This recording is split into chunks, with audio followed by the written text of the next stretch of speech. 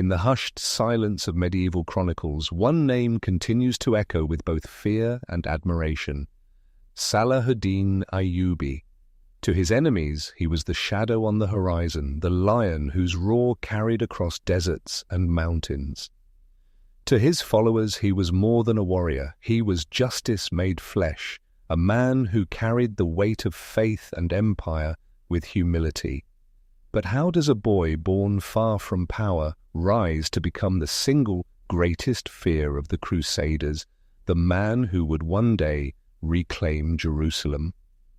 Tonight we begin a journey into a tale where history and legend merge, where ambition meets faith, and where one life shapes the destiny of nations.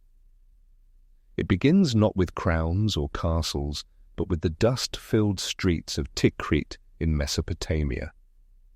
In the year 1137, under the walls of a fortress perched above the Tigris River, a child was born into the household of Ayyub ibn Shadi, a Kurdish noble serving under the great ruler Imad ad-Din Zengi.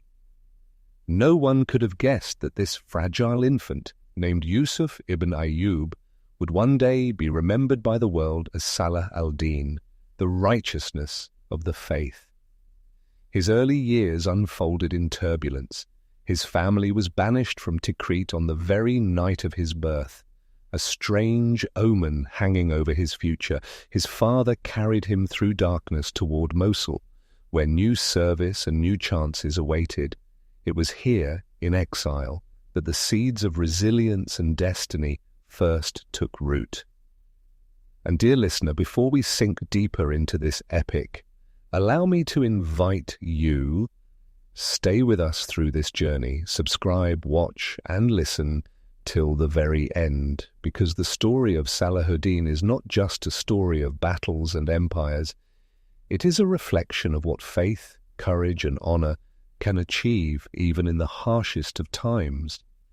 In Mosul, young Yusuf grew under the patronage of Imad ad-Din Zengi, a man whose vision was to unite the fractured Muslim world against the Crusader states carved into the Levant. Zengi himself was ruthless, known for his iron grip and his ambition to carve out a power strong enough to confront the growing threat from the West. It was in this environment of constant plotting, shifting alliances and looming wars that Yusuf first tasted the harsh realities of politics and conflict. But at this age, he was not yet a soldier. Instead, he immersed himself in religious learning, in Arabic literature, in the sciences of administration and law. Unlike other young nobles, Yusuf's weapon was not yet the sword, but the mind. Under the shadow of Zengi, the Muslim world was divided into fragments: Damascus, Aleppo, Cairo, each ruled by different dynasties, each wary of the other. This disunity was the Crusaders' greatest weapon. The Frankish knights who had seized Jerusalem in 1099 were fewer in number than the Muslim populations they ruled, yet their discipline, organization, and the disarray of their enemies allowed them to dominate the Levant. In the halls of Mosul, Yusuf listened to tales of that disaster, the slaughter of Jerusalem, the cries of its people, and the desecration of its holy places. Though only a boy, the memory of those stories left a scar on his heart, a silent vow forming deep within him. When Zengi was assassinated in 1146, power passed to his son, Nur ad-Din, a man of piety and steel who carried his father's torch. Under Nur ad-Din, Yusuf ibn Ayyub stepped further into the currents of history. Nur ad-Din was unlike the rulers of his age, sober, deeply religious, determined to wage jihad not for power alone, but as a sacred duty. He built schools, mosques, hospitals, laying the foundations of a society bound by faith as well as force. It was in his court that Yusuf found both his mentor and his mission. Nur ad-Din's example shaped him profoundly, showing him that leadership was not only about winning battles, but about uniting hearts and souls under a higher cause. But Yusuf's journey was still in its early stages. His family, loyal and capable, soon found themselves entangled in the affairs of Egypt. The Fatimid Caliphate, weakened by internal strife, had become the prize coveted by both Crusaders and Zengids. Egypt was rich, fertile, and strategically vital. Whoever controlled Cairo could dominate the eastern Mediterranean. And so, in a series of intrigues and campaigns, Yusuf and his uncle Shirkuh were dispatched southward. Here, amid the palaces and politics of Cairo, the young man would first reveal his potential. Clashes with Crusader armies, plots among viziers, sudden shifts of loyalty. Egypt was a chessboard of immense danger. In 1169, when his uncle Shirkuh died unexpectedly, the mantle of vizier passed to the 31-year-old Yusuf. Almost overnight, this quiet student of religion and strategy became the most powerful man in Egypt. It was here he took on the name history would immortalize, Salahuddin. Yet even then he did not seize power with arrogance. He tread carefully, balancing between the Sunni traditions he carried and the Shia state he now led. Through patience, reform, and sheer integrity, he slowly won the hearts of the Egyptians, transforming suspicion into loyalty.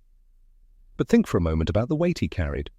A foreigner in a divided land, tasked with uniting Muslims, long split by sectarian strife, all while Crusaders sharpened their swords on the frontiers. This was no simple challenge. Could a man so young, so new to command, truly rise to defend not just Egypt, but the entire Muslim world? That is the question history was about to answer. For Salahuddin, the stage of destiny had only just been set. His rise from vizier to sultan, his unshakable bond with faith, his unrelenting struggle against the Crusaders, these were yet to come. But already, in those first steps from Tikrit to Cairo, the sea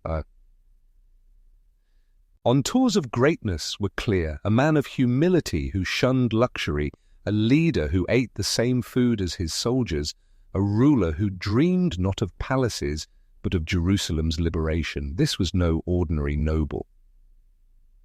And so, as this first chapter closes, we stand at the threshold of his transformation. Salahuddin the child, the exile, the scholar, the vizier. Soon the world would know him as the Lion of Islam. But before he could roar, he had to survive the storms gathering around him in Egypt, where enemies lurked both inside the palace walls and beyond the desert horizon.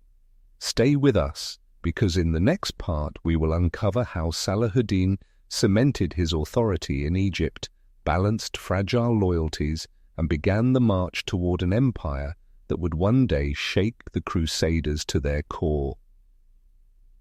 Cairo, the jewel of the Nile, glittered with mosques, palaces, and bustling markets, but beneath its vibrant surface lay centuries of division and tension. When Salahuddin became vizier in 1169, he inherited not just authority, but a crumbling Fatimid Caliphate whose rulers had grown weak and corrupt, torn by sectarian strife and courtiers hungry for power. For a man barely into his 30s, the challenge was immense. He was a Kurd among Egyptians, a Sunni commanding a Shia state, and a new vizier watched closely by both allies and rivals. Few expected him to last long, and yet, in this crucible, Salahuddin would reveal the blend of patience, vision, and faith that turned uncertainty into a foundation for greatness. At first, his steps were cautious. He did not rush to dismantle Fatimid traditions nor provoke open resistance. Instead, he worked quietly to secure loyalty, restoring order in administration, reducing corruption, and winning the favor of common people. He ate modestly, dressed simply, and walked among his soldiers, offering himself not as a distant ruler, but as a servant of justice. Cairo, long accustomed to rulers drunk with luxury, found this humility both strange and magnetic. Salahuddin was not here to enrich himself. He was here to prepare Egypt for a purpose far greater than its internal rivalries. But danger lurked close. The Crusaders, ever watchful, saw Egypt's turmoil as an opening. From the fortress of Ascalon to the coastlines of the Levant, Frankish knights whispered of a swift campaign to seize the Nile. Jerusalem's rulers knew that if Egypt fell into their hands, the balance of power would tilt irreversibly in their favor, and so scarcely had Salahuddin secured the vizierat when the Crusaders struck. In 1169 itself, King Amalric of Jerusalem allied with Byzantine forces in a bold naval assault on Damietta, a crucial Egyptian port. It was a moment of reckoning. If the Franks succeeded, Egypt would be lost before Salahuddin even began his rule. The young vizier acted decisively. He rallied his forces, tightened defences, and personally oversaw the resistance. Amid the roar of siege engines and the clash of steel, his leadership shone. The Crusaders, despite their combined might, faltered against the fierce Egyptian defence. Their failure at Damietta was not just a military setback, it was the first sign to the world that Salahuddin was no ordinary leader. But victory did not end his trials. Inside Cairo, Fatimid loyalists still conspired, unwilling to yield their centuries-old dynasty to a Kurdish outsider. Salahuddin, however, was not driven by vengeance. With steady hands, he dismantled their influence, removing corrupt officials, appointing trusted commanders, and slowly restoring Sunni orthodoxy to the heart of Egypt.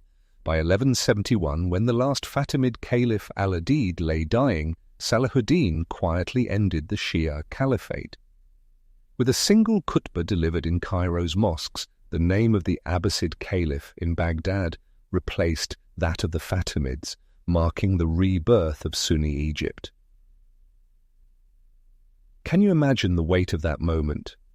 For centuries, the Muslim world had been torn between rival caliphates, their divisions weakening the Ummah in the face of Crusader aggression.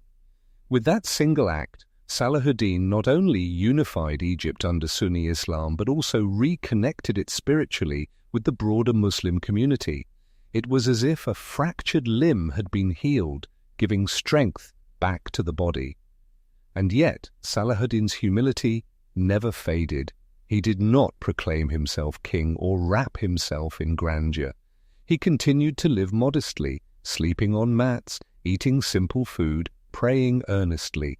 His court was open, his justice swift. Stories spread of a vizier who forgave enemies, who gave alms to the poor, who treated servants with dignity. In a city weary of decadence, this earned him not only obedience but love. Still, challenges never ceased.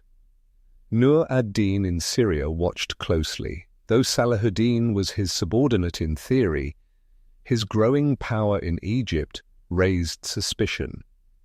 Was this young vizier truly loyal, or would he carve out his own dominion?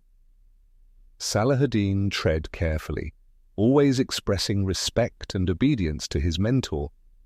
But destiny, as always, had its own plans. For now his focus was singular.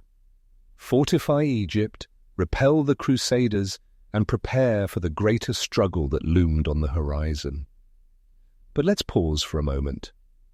Imagine yourself in Salahuddin's place, a foreigner in a city of 1,000 intrigues, a leader of a people divided by centuries of sectarian mistrust, a commander tasked with defending against one of the fiercest military machines of the age, the Crusader states. Most men would crumble under such pressure. Yet Salahuddin, with patience and conviction, transformed this chaos into opportunity. By the early 1170s, Egypt was no longer a fractured state waiting to be consumed. It was a fortress rich with resources, united under Sunni leadership, and braced for the battles ahead. And Salahuddin's name had begun to carry weight not just in Cairo, but across the Levant.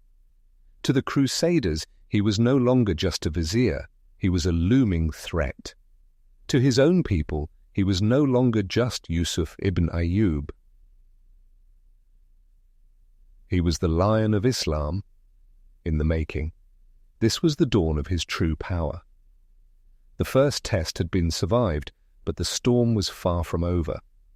Ahead lay the question of Syria, of Nur ad-Din's death, of rival Muslim rulers who would not easily submit, and of Crusader kings who would not rest until Jerusalem was secure in their grasp. Every victory so far was only a prelude to the struggles yet to come. And so we close this chapter with Salahuddin standing at the heart of Egypt, a land now his to command. From exile in Tikrit to vizier of Cairo, he had risen step by step, each challenge forging him into something greater. But would he now remain a faithful servant to Nur ad-Din's legacy, or would fate demand he step into the light as a ruler in his own right? Stay with us, because in the next section we will witness how the death of Nur ad-Din thrust Salahuddin into a new arena, how the once humble vizier found himself at the crossroads of ambition and duty, forced to choose between loyalty to a mentor and the destiny of uniting the Muslim world. The Lion of Islam was about to roar louder, and the Crusaders were about to feel his shadow growing ever closer. In 1174, a shadow fell across the Muslim world. Nur ad-Din, the powerful ruler of Syria and Salahuddin's mentor, died suddenly, leaving behind a legacy of ambition, but also a dangerous vacuum of power. For more than 2 decades, Nur ad-Din had been the unifying force who held Damascus, Aleppo, and Mosul in fragile harmony, all while holding back the Crusader states that pressed from the west. His death was not just the end of an era, it was the shattering of the balance upon which the entire region rested. The question now loomed large: who would step into the void? And in Cairo, all eyes turned towards Salahuddin. But imagine the dilemma. For years, Salahuddin had served faithfully as Nur ad-Din's subordinate, always mindful not to appear as a rival. He had built his power in Egypt while outwardly maintaining loyalty to Syria. Now, with his mentor gone, he faced a choice that would define history itself. Would he remain a servant to Nur ad-Din's heirs, weak and divided among themselves? Or would he dare to take up the mantle of leadership, risking accusations of betrayal, but answering the greater need of the Ummah? In Damascus, Nur ad-Din's young son was declared heir, but at only 11 years old, the boy was no match for the swirling ambitions of generals, emirs, and rivals. The unity Nur ad-Din had forged began to crumble almost overnight. Damascus and Aleppo braced for infighting, while Crusader forces watched eagerly, preparing to strike while their enemies were distracted. For Salahuddin, this was both a peril and an opportunity. With Egypt firmly under his control, he marched into Syria. His arrival in Damascus was greeted not as that of a conqueror, but as that of a protector. The city's people, weary of uncertainty, welcomed him with open arms. Salahuddin pledged loyalty to Nur ad-Din's young son, presenting himself not as a usurper, but as a guardian of the boy's inheritance. Yet behind this gesture lay a broader vision: to bring Syria and Egypt together under one command, to heal the divisions that had plagued the Muslim world for generations, and to create a united front capable of facing the Crusaders. But nothing came easily. Aleppo resisted him fiercely, its leaders suspicious of his growing influence. For years, Salahuddin found himself in a delicate dance, sometimes negotiating, sometimes fighting, always maneuvering to tighten his grip on Syria without alienating those who still claimed loyalty to Nur ad-Din's lineage. It was a balancing act that required patience, diplomacy, and occasionally the sword. Meanwhile, the Crusaders tested his resolve. In 1177, Salahuddin launched a campaign into Palestine, seeking to pressure the Kingdom of Jerusalem. But at Montizar, Near Ramla, his forces suffered a devastating defeat at the hands of King Baldwin IV, the leper king of Jerusalem. Outnumbered and outmaneuvered, Salahuddin barely escaped with his life, his army scattered across the plains. To his enemies, it seemed the young sultan had been humbled. To his followers, it was a moment of despair. Could he truly be the leader destined to unite Islam if he could be beaten so badly by a king, weakened by illness and disease? Yet this was where Salahuddin's true strength shone. He did not retreat into despair. He rebuilt, reorganized, and strengthened his armies. He studied the tactics that had failed him and prepared for the next encounter. Instead of hiding his defeat, he transformed it into a lesson, showing his men that setbacks were not the end of the road, but stepping stones to greater victories. His resilience became a source of inspiration, proving that even the greatest leaders face trials, but what matters is how they rise after the fall. By the early 1180s, Salahuddin's perseverance bore fruit. He steadily expanded his influence across Syria, forging alliances, subduing rivals, and weaving together a patchwork of territories into something resembling unity. Damascus was firmly his, Aleppo eventually yielded, and Mosul, though resistant, was drawn into his or bit. For the first time in decades, Egypt and Syria stood together under one banner. The Crusader states, once confident in Muslim disunity, began to sense the tide turning against them. But let's pause here, dear listener. Think of the enormity of what Salahuddin had achieved. In less than a decade, he had transformed from a Kurdish vizier in Cairo into the most powerful ruler of the Muslim East. He had secured Egypt, survived the death of his mentor, navigated the treacherous politics of Syria, endured crushing defeat, and emerged stronger than before, and yet, through it all, his humility remained intact. He still dressed simply, still prayed fervently, still gave generously to the poor. Unlike many rulers of his age, he did not surround himself with opulence. His true wealth was the loyalty of his people and the strength of his faith. The Crusaders, however, were not idle. In Jerusalem, Baldwin IV and his nobles understood that a united Muslim empire under Salahuddin's command posed an existential threat. They struck alliances, built fortresses, and raided Muslim lands to keep their enemy off balance. The stage was being set for a confrontation unlike any seen before, a clash not just of armies, but of destinies.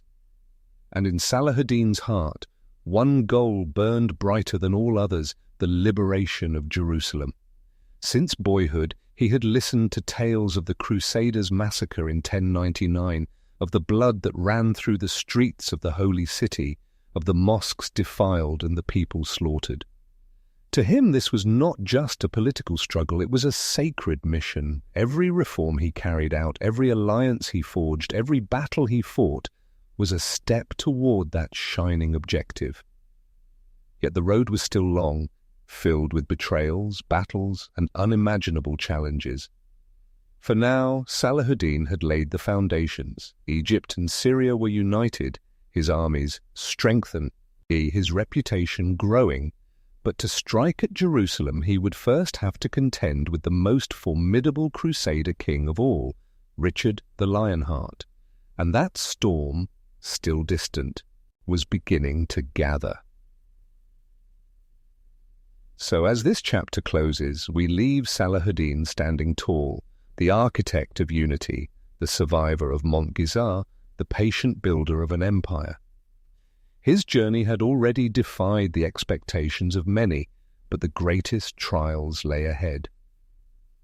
Would he be able to overcome the Crusaders' might, to withstand the brilliance of Richard, and to reclaim Jerusalem for Islam? That is the question that history holds, and the answer awaits in the battles yet to come. Stay with us, because in the next section we will dive into the fragile years of uneasy truces, daring raids, and the preparations that would lead to the greatest clash of the Crusades, the legendary Battle of Hattin. By the mid-1180s, the fragile peace between the Crusader states and Salahuddin's empire was hanging by a thread. Skirmishes erupted along the frontiers, caravans were attacked, and truces were broken almost as soon as they were signed. Yet behind these surface tensions, both sides knew that something greater was approaching. For Salahuddin, every step of preparation pointed toward a single, sacred objective: Jerusalem. For the Crusaders, every raid and every fortress built was a desperate attempt to delay the inevitable confrontation with a Muslim power now united as it had not been for generations. Among the Crusaders, one figure fanned the flames of conflict more recklessly than any other: Reynold of Châtillon, Lord of Carac. Arrogant, brutal, and utterly defiant of treaties, Reynold became the thorn in Salahuddin's side. Time and again he violated truces, ambushing caravans of Muslim pilgrims and traders, plundering their goods, and even threatening to march on Mecca and Medina themselves. For Salahuddin, whose patience was legendary, Reynold's provocations crossed every boundary. The vizier, who had once tread cautiously in Egypt, was now sultan of a vast empire, and his response would come not with words, but with fire and steel. The breaking point arrived in 1186. Reynold, ignoring all agreements, seized a caravan travelling from Cairo to Damascus, filled not with soldiers, but with merchants, women, and children. They were imprisoned, tortured, and sold into slavery. This was no mere banditry, it was a deliberate act of war. Salahuddin swore an oath then and there. Reynold would pay with his life, and the Crusader kingdom that sheltered him would face the fury of a united Muslim host. And so the call went out across the lands Salahuddin now commanded. From Egypt to Syria, from Mosul to Aleppo, warriors gathered beneath his banner. Preachers declared jihad, smiths forged weapons, and farmers sent their sons to join the ranks. The largest Muslim army seen in a century marched westward, their eyes fixed on the kingdom of Jerusalem. Chroniclers wrote of tens of thousands of men filling the plains, banners of green and black fluttering in the summer wind, the very earth trembling under the hooves of their horses. On the Crusader side, panic spread. King Guy of Lusignan, Baldwin IV's successor, hastily summoned his knights. The Frankish lords, divided as always, bickered over strategy. Some counselled caution, urging the king to remain near water and defend Jerusalem. But pride and desperation won the day. In July 1187, the Crusader army marched out to meet Salahuddin in the open, lured into the trap that would seal their fate. The field chosen by destiny was near the village of Hattin, a rugged plateau in Galilee, crowned by twin hills known as the Horns of Hattin. It was here that the armies of Christendom and Islam would collide in a battle that would echo through the ages. From the start, Salahuddin revealed his mastery of strategy. He ordered his forces to block access to water, cutting off the Crusaders from the precious springs that sustain life in the blazing July heat. Day after day his archers harassed the Frankish column, showering them with arrows as thirst and exhaustion gnawed at their strength. By the time they reached Hattin, the Crusaders were trapped, parched, weary, and surrounded. On the morning of July 4th, 1187, the final assault began. Salahuddin's forces encircled the Crusaders, their horns and drums shaking the air, their banners forming a sea around the desperate knights. Fires were set to choke them with smoke, and every attempt to break out was beaten back by disciplined ranks of Muslim cavalry. Chroniclers describe the scene as apocalyptic. Armor gleaming under the relentless sun, men collapsing from thirst, the cries of wounded horses, the clash of steel reverberating across the hills. King Guy fought bravely, but his army crumbled. One by one, the Crusader standards fell. The true cross, the most sacred relic carried into battle, was seized by Salahuddin's men, its capture a symbol that Christendom itself had been struck at its heart. By the end of the day, the Crusader host lay shattered. Thousands were slain, thousands more captured. And among the prisoners, dragged before Salahuddin's tent, stood King Guy of Jerusalem and the hated Reynald of Châtillon. History records one of the most dramatic encounters of the medieval age. Salahuddin, calm and dignified, offered King Guy water to drink, honouring the code of mercy. But when the cup was passed to Reynald, Salahuddin's gaze hardened. He declared that it was not his duty to show mercy to a man who had broken every oath, who had mocked Islam, who had slaughtered innocents. With his own hand, Salahuddin struck Reynald down, fulfilling his vow. To the rest of the prisoners, however, he showed restraint, sparing lives where vengeance would have been easy. It was this balance, justice and mercy, that set him apart, even in an age of brutality. The Battle of Hattin was more than a victory. It was the turning of the tide. With the Crusader army destroyed, the fortresses of the Holy Land began to fall like dominoes.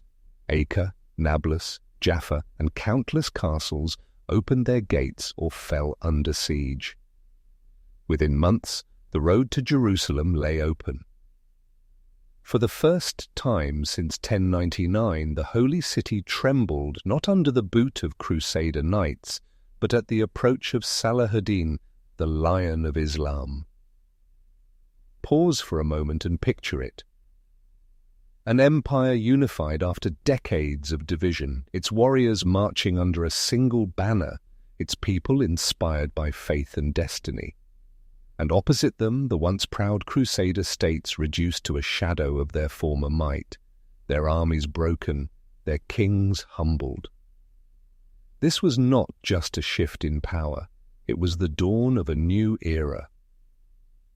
Yet even in triumph, Salahuddin did not lose himself in pride. Chroniclers tell us he prayed long into the night after Hattin, thanking God for victory, reminding himself that it was divine will, not human ambition, that had brought him here. To his men he gave orders to prepare not for plunder, but for the holiest campaign of all, the liberation of Jerusalem. And so we leave this chapter at the edge of destiny. The Crusaders had been broken, their strongest armies destroyed, their most arrogant lords slain. The gates of Jerusalem now loomed ahead, waiting for the man whose name had become a legend, whose faith had become a weapon, whose mercy had become as feared as his wrath.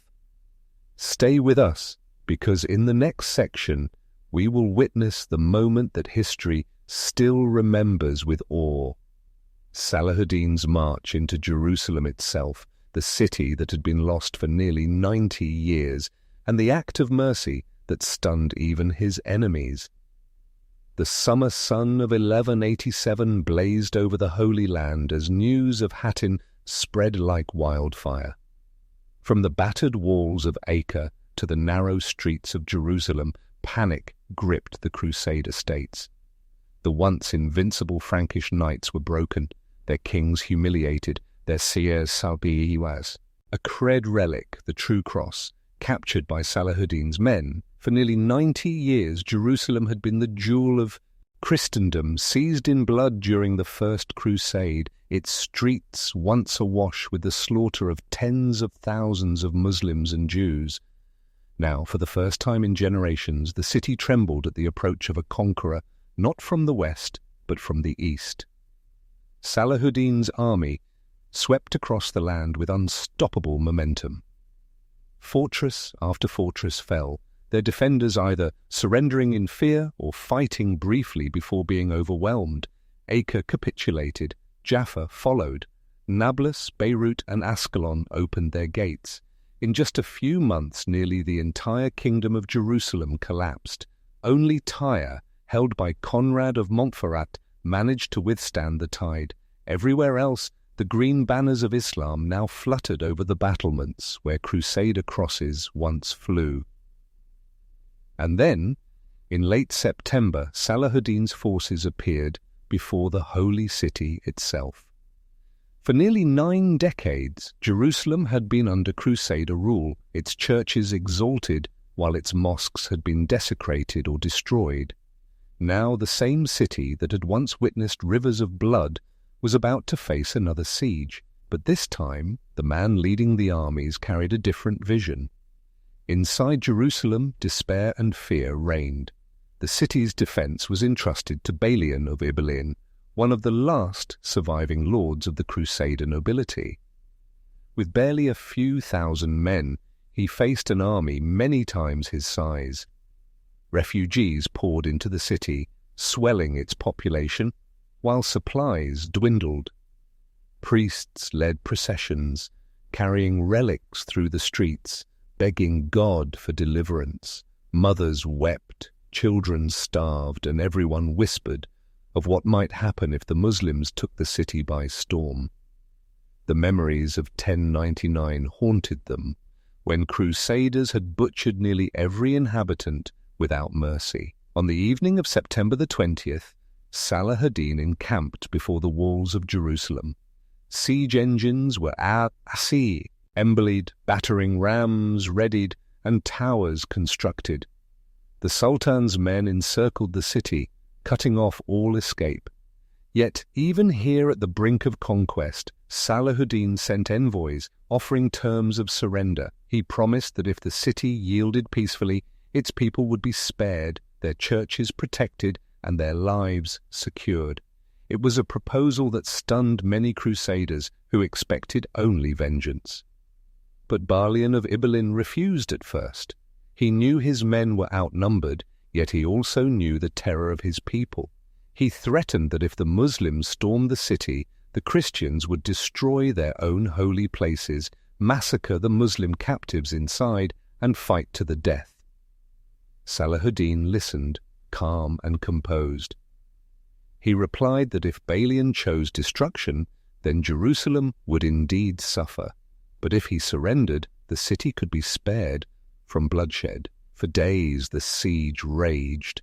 Muslim catapults hurled stones, towers rolled forward, and the defenders fought desperately from the walls. But the outcome was inevitable. By early October, a breach was made, and Balian realized resistance was hopeless. On October 2nd, 1187, exactly 90 years after the Crusaders had seized it, Jerusalem surrendered to Salahuddin. The gates of the holy city opened not to carnage, but to mercy. What followed became one of the most extraordinary moments of the medieval age. Unlike the Crusaders in 1099, Salahuddin forbade massacre. There was no river of blood in the streets, no burning of synagogues, no slaughter of innocents. Instead, he allowed orderly ransom. Christians could buy their freedom, and those too poor were granted mercy through the generosity of the Sultan and his commanders. Mosques that had been defiled were restored, the call to prayer echoed once more over the dome of the rock, and the city that had been silenced for nearly a century breathed again as the spiritual. Heart of Islam, eyewitnesses recorded scenes that would become legend. Salahuddin himself is said to have walked humbly into Al-Aqsa, not as a tyrant reveling in conquest, but as a servant of God fulfilling destiny. Chroniclers noted that the sight moved even his enemies, who admitted that his mercy stood in stark contrast to the cruelty their forefathers had shown when they took the city. And yet, it was not only about faith, it was also about humanity. Salahuddin personally ensured that that widows, orphans, and the poor were treated with kindness. He released many without ransom, provided food for the hungry, and guaranteed that Christian holy sites, such as the Church of the Holy Sepulchre, remained untouched. Even Balian of Ibelin, the man who had defied him, was treated with dignity. In an age where conquest usually meant massacre, Salahuddin's restraint became legendary. But do not think this mercy meant weakness. To the Crusaders of Europe, news of Jerusalem's fall was a thunderclap. When word reached Rome, Pope Urban III is said to have died of shock. Across Europe, kings and nobles wept, the bells of churches tolled, and sermons called for a new crusade.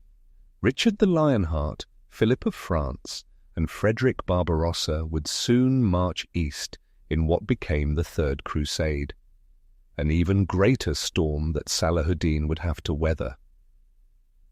For now, though, the Lion of Islam stood victorious. The holy city, taken with blood and cruelty in 1099, had been restored with mercy and justice in 1187. It was the crowning moment of Salahuddin's life, the fulfillment of decades of struggle, patience, and unyielding faith. He had not only defeated armies, he had rewritten the meaning of victory itself. And as the sun set over Jerusalem that October, the people of the city, Muslims, Christians, and Jews, experienced something their ancestors had not known for nearly a century: coexistence under a ruler whose justice transcended vengeance. Yet, as Salahuddin prayed within the dome of the rock, even he knew the struggle was far from over. The might of Europe was stirring, kings were preparing their fleets, and the cry of Deus Vult would once again echo across Christendom. The road ahead would lead to encounters with legends like Richard the Lionheart, battles fought on land and sea, and negotiations that tested not only armies, but the character of men.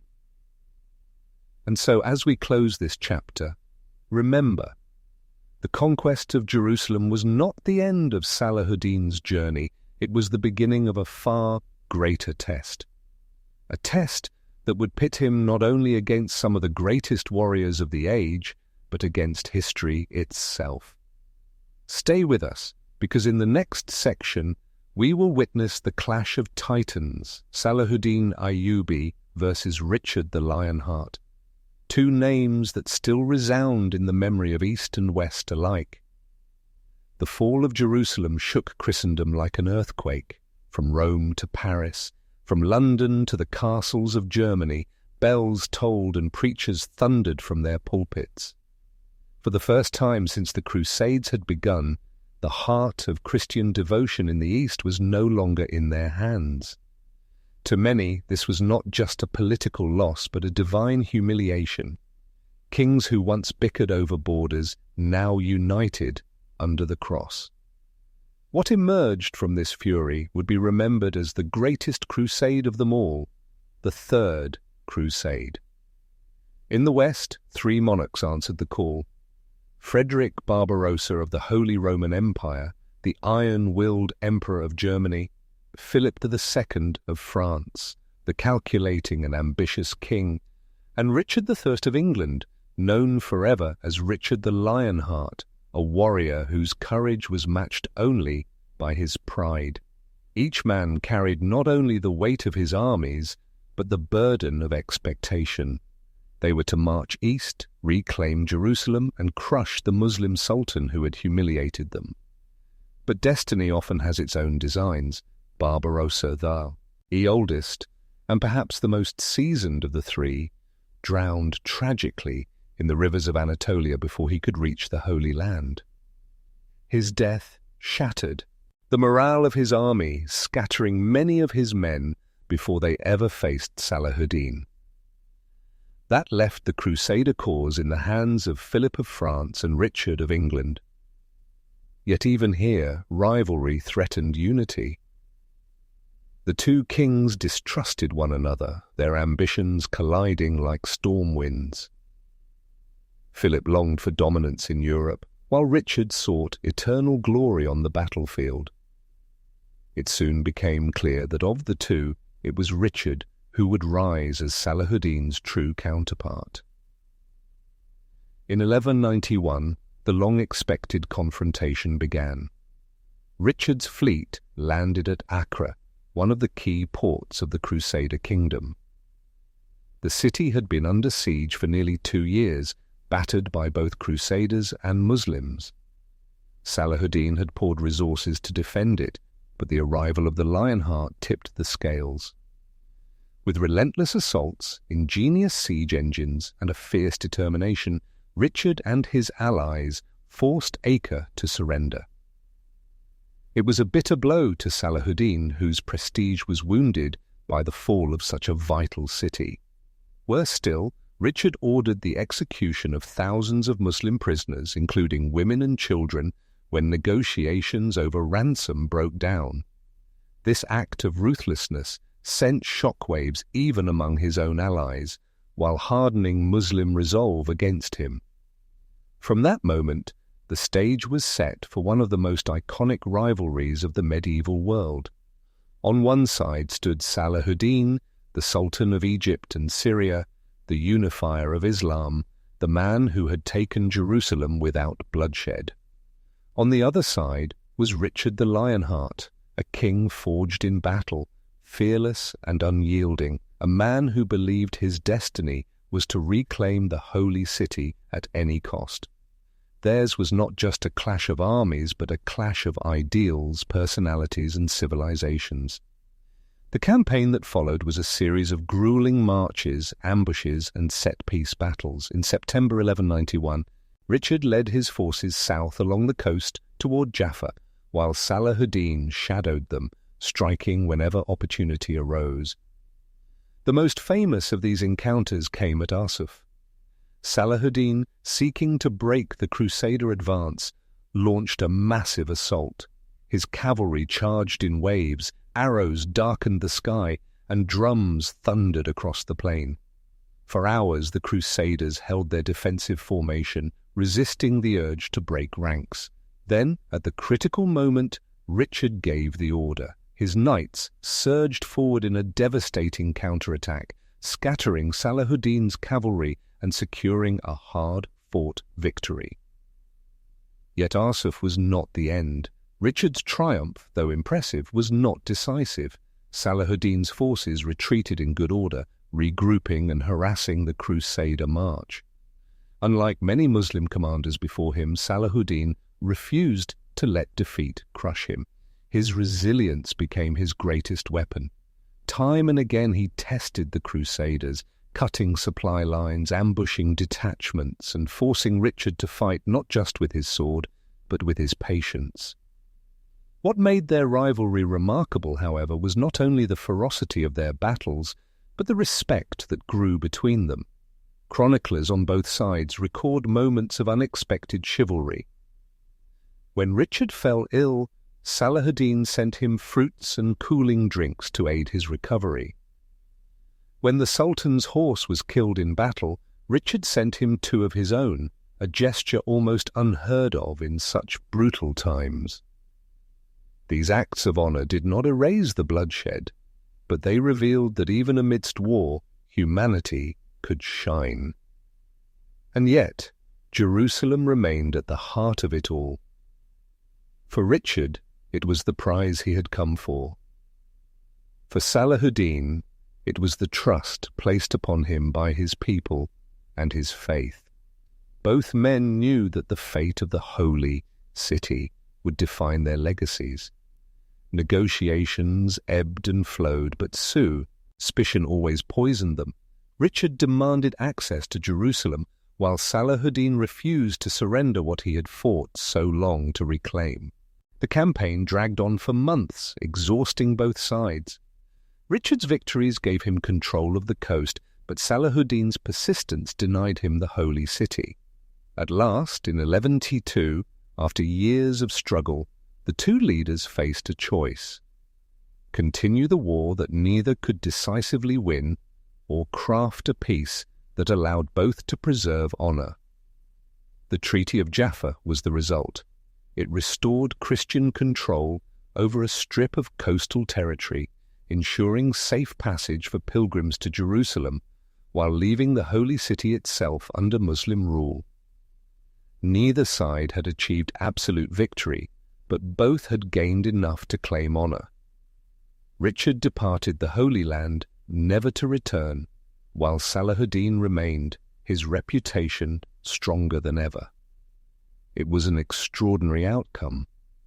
In an age of endless war, the rivalry between Salahuddin and Richard the Lionheart ended not in annihilation but in grudging respect. Their names, entwined by history, became symbols not only of conflict, but of the rare dignity that could exist even between enemies.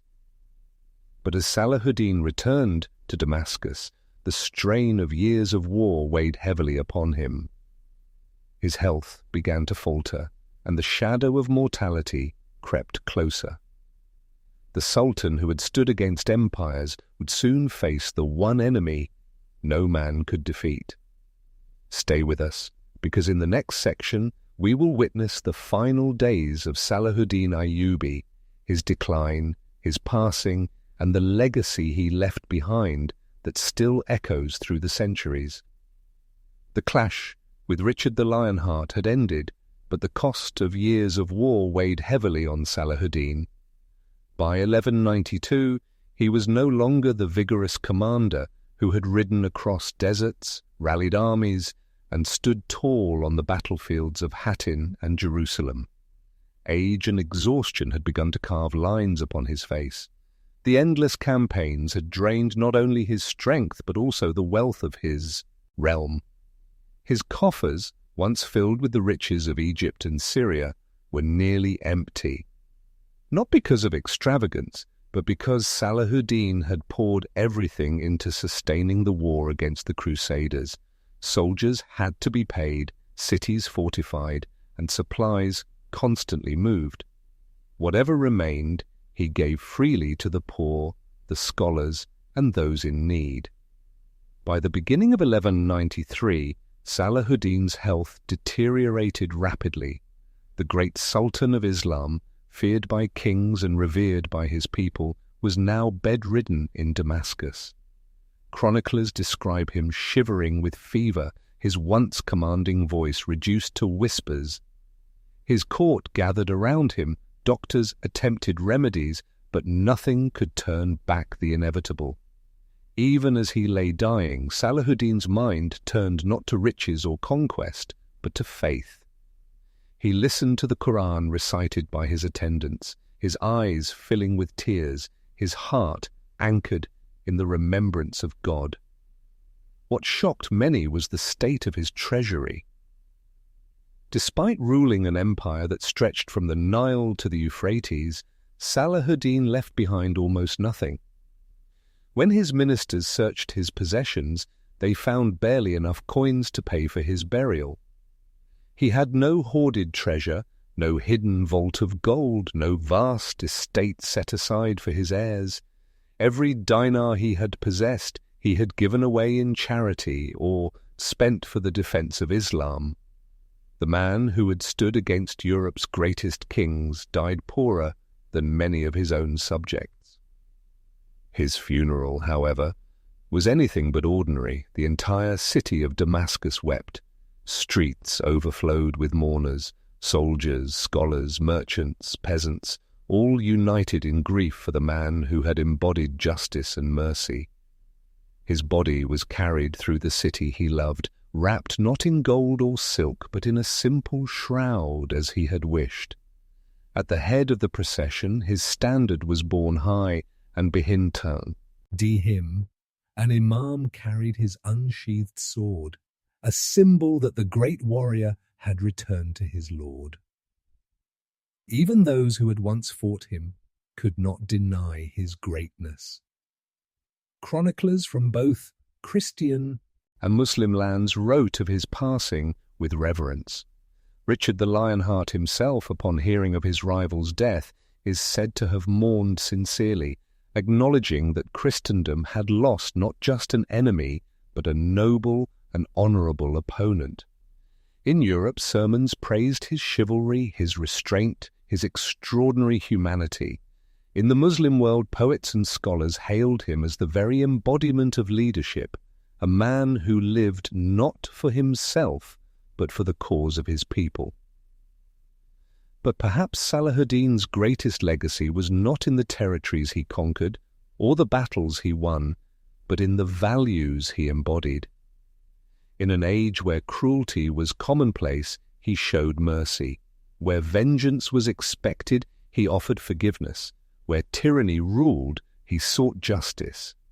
He proved that a leader could be both a warrior and a servant, a conqueror and a man of compassion. His enemies feared him, but they also respected him. His people adored him, not because of his wealth, but because of his character. His death also raised questions for the Muslim world. Without Salahuddin, who could hold together the fragile unity he had forged? His sons inherited fragments of his empire, but none possessed his vision or his authority. The Crusades would not end with his passing. For decades to come, battles would rage, cities would fall and rise again, and the struggle for the Holy Land would continue. Yet even amidst those storms, the memory of Salahuddin endured as a guiding light. Historians often compare him to Alexander the Great, to Caesar, to Charlemagne, and to Richard the Lionheart himself. But Salahuddin was different. His greatness did not lie in building monuments to himself or in amassing endless wealth. His greatness lay in embodying ideals that outlived him: humility, generosity, justice, and unwavering faith, the very fact that centuries later both East and West still speared. His name with reverence is proof of the impact he left behind, and perhaps the most striking symbol of his legacy lies in his simple tomb in Damascus. Even today, pilgrims and travelers from across the world visit his grave. They do not find a palace or a golden mausoleum, but a modest resting place that reflects the man himself. It is a reminder that true greatness is not measured by how much one takes, but by how much one gives. For the people of his time, Salahuddin's passing was a wound that cut deep. For us, it is a story of how a single man, born in obscurity, rose to confront empires, changed the course of history, and left behind an example that still inspires. But the story does not end here. To truly understand Salahuddin Ayyubi, one must look beyond his victories and his death. We must look at how he was remembered, how his legend was told and retold, and how his name became a banner for generations after him. The man was gone, but the myth had only begun to grow. In the next section, we will journey into the legacy of Salahuddin Ayyubi, the way he was remembered by Muslims and Christians alike, the stories that spread about him, and the lessons that his life continued to teach long after his death. Because while death ended his earthly journey, it could not silence the echo of his example. When the great Sultan Salahuddin Ayyubi breathed his last in 1193, his story did not end. In many ways, it had only just begun. For the people who had lived under his rule, his memory became a source of pride and guidance. For his enemies, his name became a symbol of noble opposition, an adversary who had fought fiercely but fairly. And for the centuries that followed, his legend only grew until it became larger than life itself. In the Muslim world, Salahuddin was remembered first and foremost as the liberator of Jerusalem. For nearly a century, the holy city had been held by foreign invaders. Its mosques had been defiled, its people had suffered, and its sanctity had been overshadowed. When Salahuddin reclaimed it, not with massacre, but with mercy, he redefined the meaning of conquest. Preachers praised him from pulpits, poets composed verses in his honor, and scholars wrote chronicles that preserved his deeds for posterity. To the ordinary believer, he was the answer to prayers whispered for generations, the man chosen by God to restore dignity to Islam's Sacred Heart. But his fame was not limited to his victories. Salahuddin's personal character became an example to rulers and subjects alike. Chroniclers emphasized his generosity, his humility, his justice. They told stories of how he gave away his wealth, how he lived simply despite ruling vast lands, how he never forgot the needs of the poor. Even in moments of triumph, he was careful not to let arrogance blind him. For Muslims struggling under later rulers who grew corrupt or oppressive, the memory of Salahuddin became a standard by which to measure all leadership. He was not just a king, he was an ideal. Remarkably, this admiration extended even to his enemies. In Europe, where propaganda against Muslims often painted them as infidels and barbarians, Salahuddin's name stood out as an exception. Chroniclers such as William of Tyre and later European writers described him not with hatred, but with respect. Tales of his chivalry circulated in castles and courts, inspiring awe. Richard the Lionheart's rivalry with him became the stuff of legend, but what endured even more than their battles was the mutual esteem they showed one another. The image of a Muslim ruler who embodied knightly virtues struck a deep chord in the imagination of Christendom. This was not without irony. For many Europeans, Salahuddin became almost a romantic figure, a paradoxical hero in the stories of their own crusades. In chansons, epics, and romances of the Middle Ages, he was sometimes depicted alongside Christian knights, even imagined as an honorary member of their chivalric brotherhood. While such depictions often distorted his true faith and identity, they revealed how deeply his reputation had penetrated the Western consciousness. To them, he was not merely an enemy, he was the kind of enemy who ennobled their own cause by being worthy of it. Generations later, as the Crusades faded into history, the legend of Salahuddin only expanded. In the Muslim world, he became a rallying symbol in times of struggle. During the Mongol invasions, when Muslims faced devastation, scholars reminded their people of Salahuddin's patience and perseverance. In the Ottoman Empire, sultans invoked his name to justify their own campaigns for Jerusalem and beyond. Even in the modern era, when colonial powers carved up Muslim lands, leaders and thinkers looked back to Salahuddin as the embodiment of resistance, unity, and moral leadership. The physical reminders of his life also became places of pilgrimage. His tomb in Damascus, simple yet dignified, attracted visitors from across the world. Travelers who stood before it often felt a sense of humility, as though in the presence of a man whose greatness lay not in riches, but in righteousness. Even Western pilgrims, centuries after the Crusades, paid their respects. Kaiser Wilhelm II of Germany, visiting the Middle East in the 19th century, was so moved by Salahuddin's memory that he donated a new marble sarcophagus to honor him. Yet, for all the reverence, Salahuddin's legacy also carried a warning. His success had been rooted in unity, a unity he had worked tirelessly to build among fractious emirs and divided states. After his death, that unity crumbled. His sons squabbled over inheritance, his empire fractured, and the Crusaders soon regained footholds along the coast. It was as if the world was reminding future generations that greatness is not inherited by blood, but earned by deeds. Salahuddin's children could not live up to his name. His people could only remember what had been lost. This duality of inspiration and of caution made his legacy even more powerful. Leaders who wished to inspire their followers invoked his example. Those who feared decline pointed to the failure to preserve his unity, and common people centuries removed from his time, still whispered his name in prayers for deliverance. His story became not just history, but myth, a tale that lived in the collective imagination of nations. In Christendom, too, the story of Salahuddin endured long after the Crusades ended. During the Renaissance, writers retold his encounters with Richard the Lionheart, often embellishing details, but always highlighting his courtesy, his intelligence, his humanity.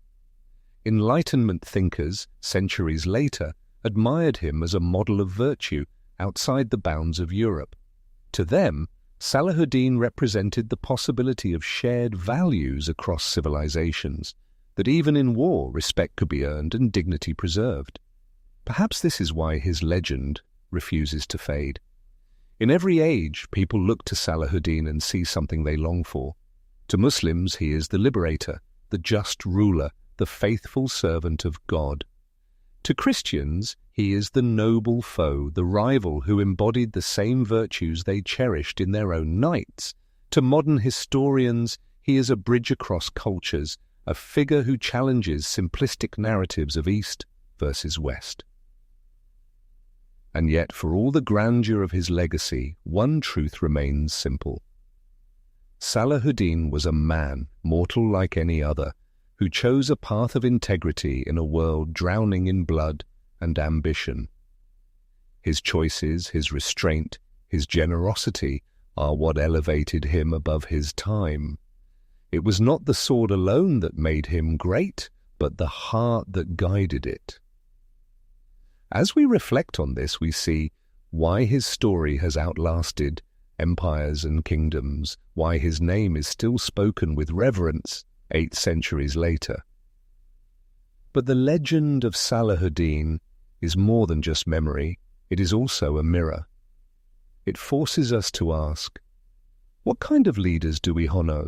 What kind of virtues do we cherish? And how do we measure greatness? In the next section, we will explore how Salahuddin's life story has been told and retold across literature, art, and popular imagination, from medieval chronicles to modern cinema, and why his legacy continues to capture the human heart across cultures and centuries. Stories do not die when the men who inspire them pass away. They live on in words, in songs, in the imagination of those who tell and retell them.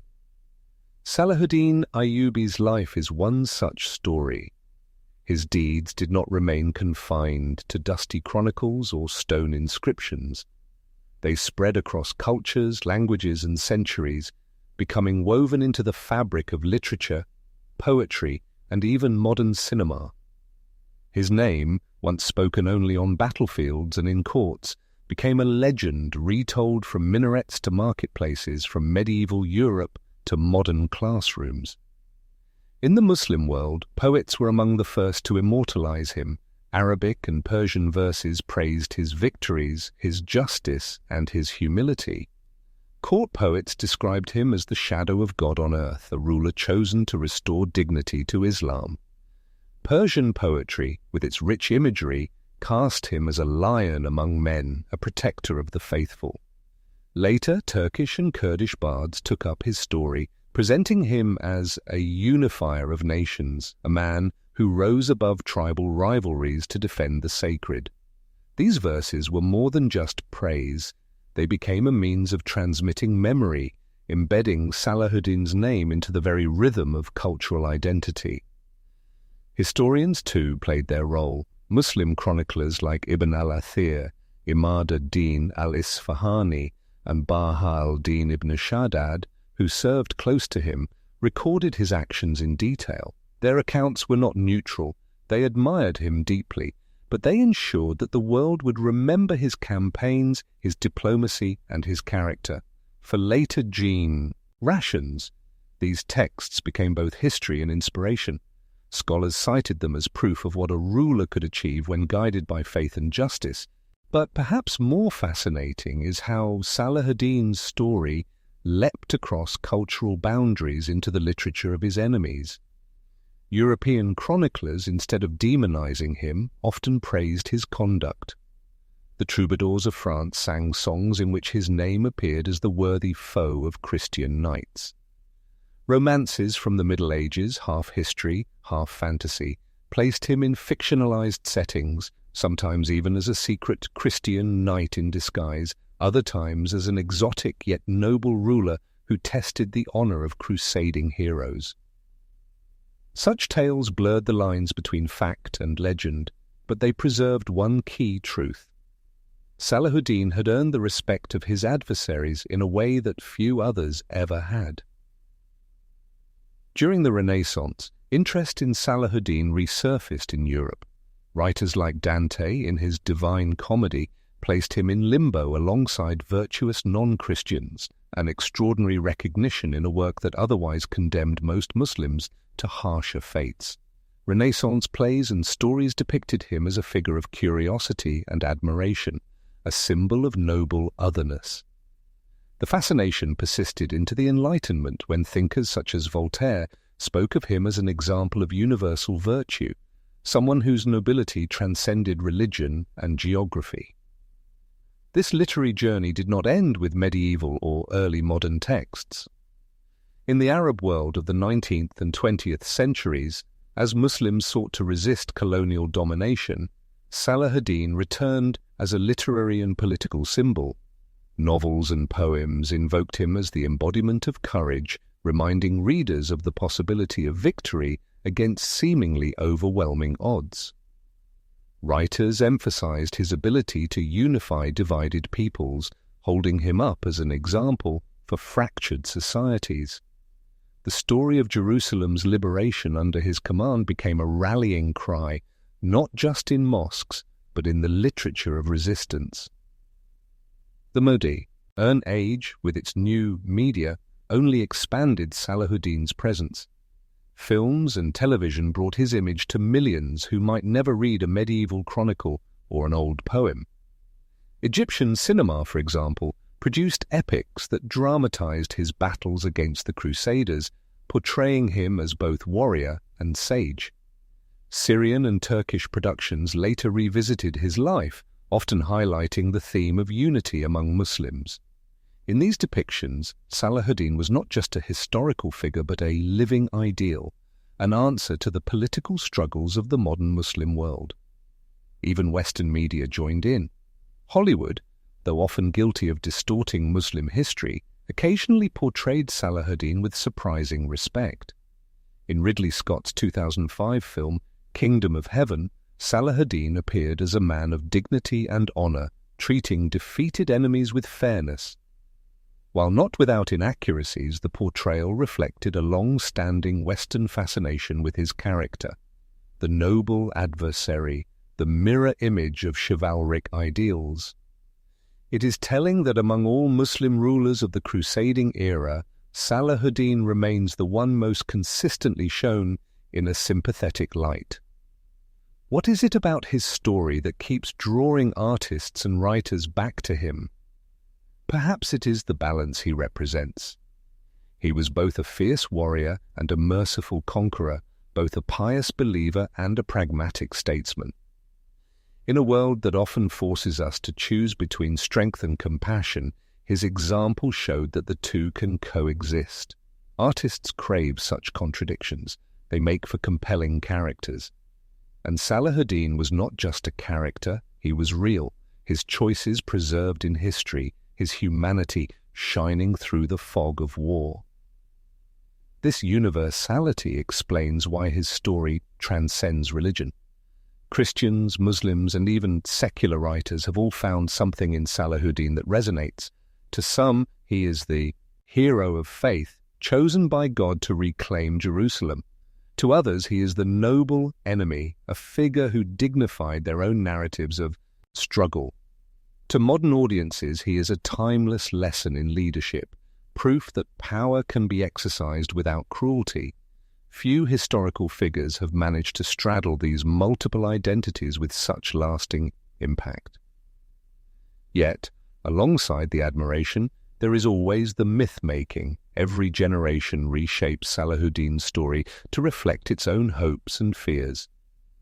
Medieval Muslims emphasized his piety and divine mission. Medieval Europeans highlighted his chivalry. Modern filmmakers underline his humanity and vision of unity.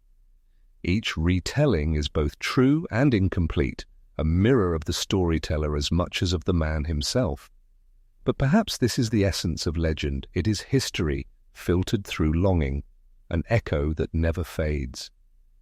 As we trace these narratives across centuries, one thing becomes clear. Salahuddin Ayyubi is more than just a figure of the past. He is a symbol whose meaning continues to evolve.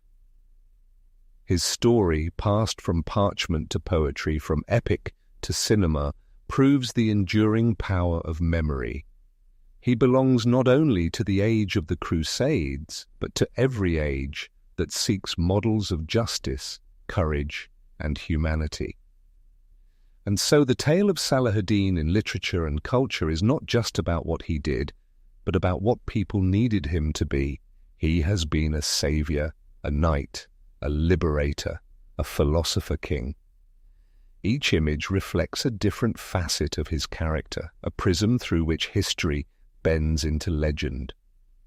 But legends, while inspiring, also raise questions.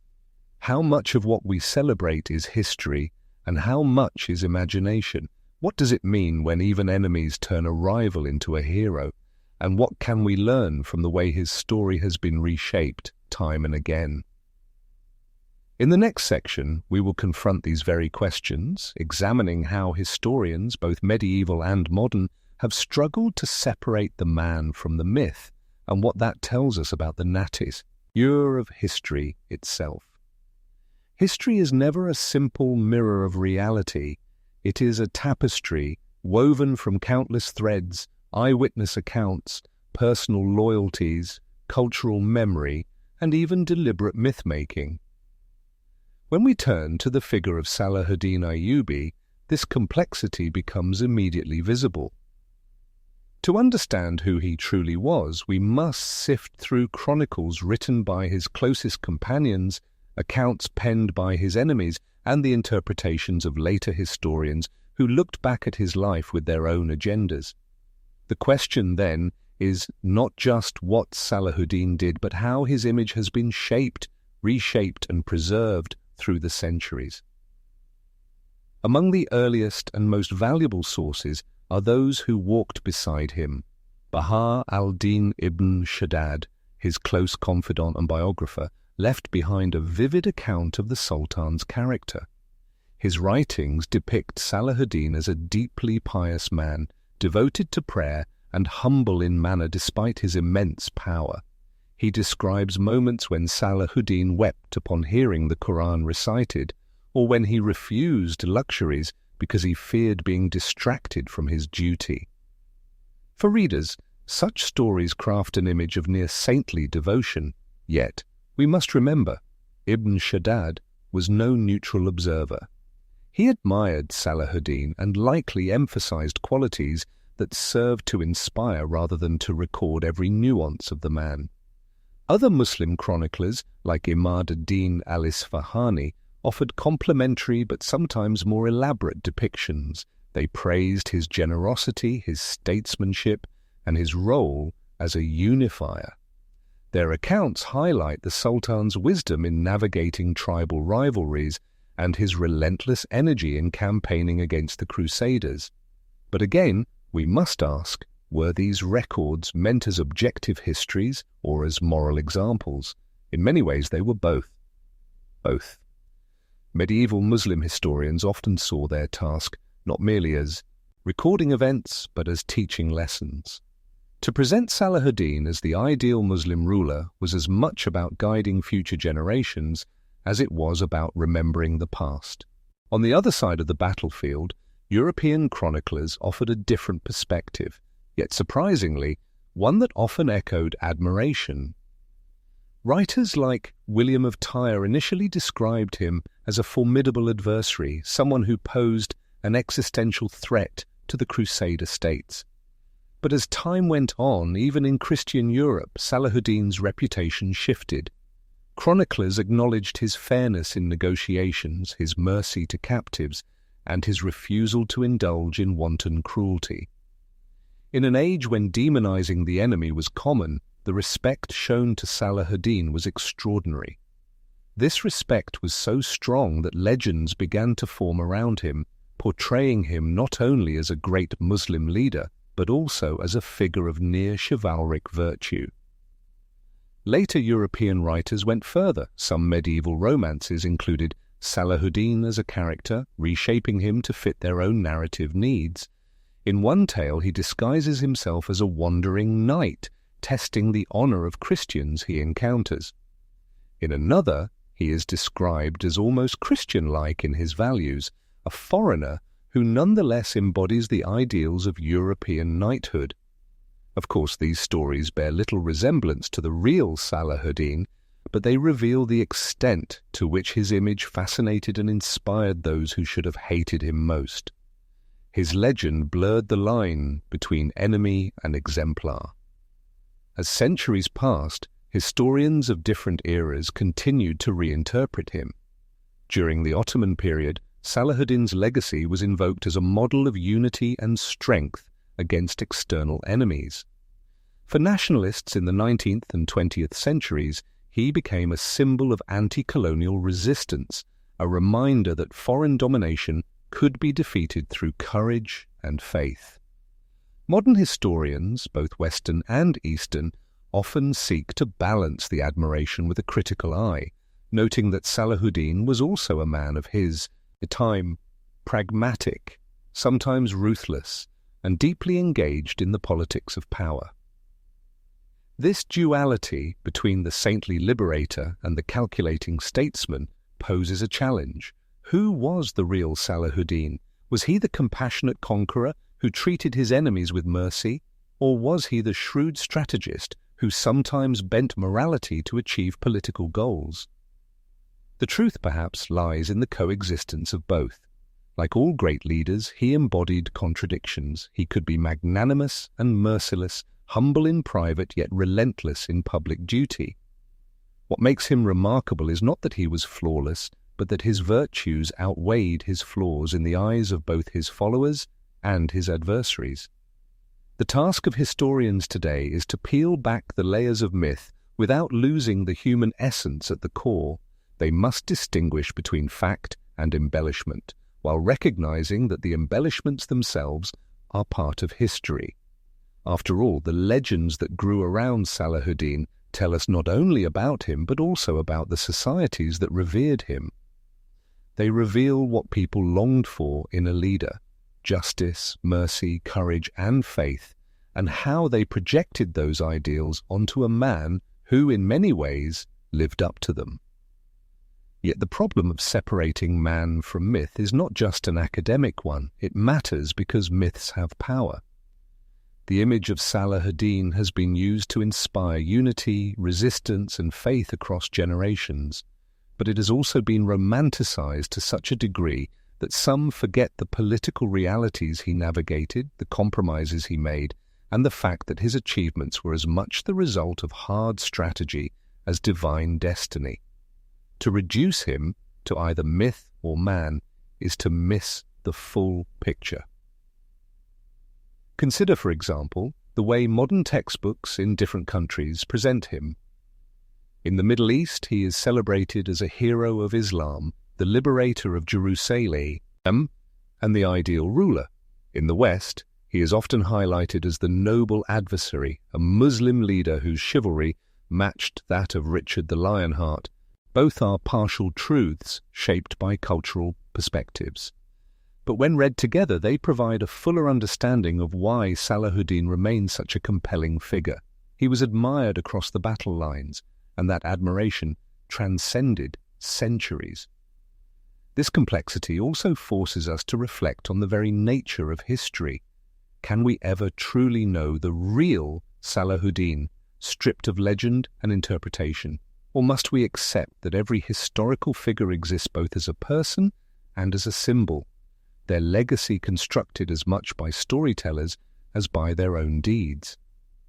In Salahuddin's case, Perhaps the answer is that the symbol is as important as the man. The fact that his story continues to inspire suggests that, whether myth or truth, his legacy carries meaning that endures beyond academic debates. As we stand at this point in his narrative, it becomes clear that the tension between reality and myth is not a weakness. It is the very reason his story has survived. For a man to be remembered across cultures, religions, and centuries, he must become larger than life. Salahuddin achieved that not through deliberate self-promotion, but through the force of his character and the stories others told about him. But what happens when legends become tools in the hands of politics? How has Salahuddin's image been used, not just by poets and historians, but by rulers, rebels, and modern movements to serve their own purposes? That is the question we will confront in the next chapter as we explore how his legacy has been claimed, reshaped, and sometimes even distorted in the struggles of later centuries. Legends do not belong to one era alone. They travel across centuries, reshaped by each generation that encounters them. Salahuddin Ayyubi's legacy is a powerful example of this phenomenon. His victories, his chivalry, his piety, all these qualities made him a figure larger than life. But what is even more remarkable is how his story was repeatedly claimed, retold, and repurposed by later rulers, intellectuals, and movements. In every age, he became more than just a memory of the Crusades. He became a symbol of resilience, unity, and justice. During the Mamluk period in Egypt, only a century after his death, Salahuddin's name was invoked to strengthen the legitimacy of rulers who positioned themselves as defenders of Islam. The Mamluks themselves had taken up the mantle of fighting against the remnants of the Crusaders and later against the Mongols. To connect themselves to Salahuddin's image was to connect to a golden age of victory, when Jerusalem was liberated and Muslim strength was revived. Mosques and schools were built in his honor, not only to preserve memory but also to remind the people of what righteous leadership could accomplish. Centuries later, under the Ottoman Empire, his story resurfaced once more. The Ottomans, as the guardians of the Islamic world and rulers of Jerusalem, saw themselves as heirs to Salahuddin's mission. They portrayed him as a predecessor who had paved the way for their custodianship of holy lands. In official histories and in the rhetoric of their rulers, Salahuddin became a symbol of Islamic sovereignty over sacred places. The sultans used his name to inspire loyalty and to present themselves as protectors of the Ummah, continuing a legacy that had begun with the great Kurdish leader. But it was in the 19th and 20th centuries, under the shadow of European colonialism, that Salahuddin's name returned with renewed force.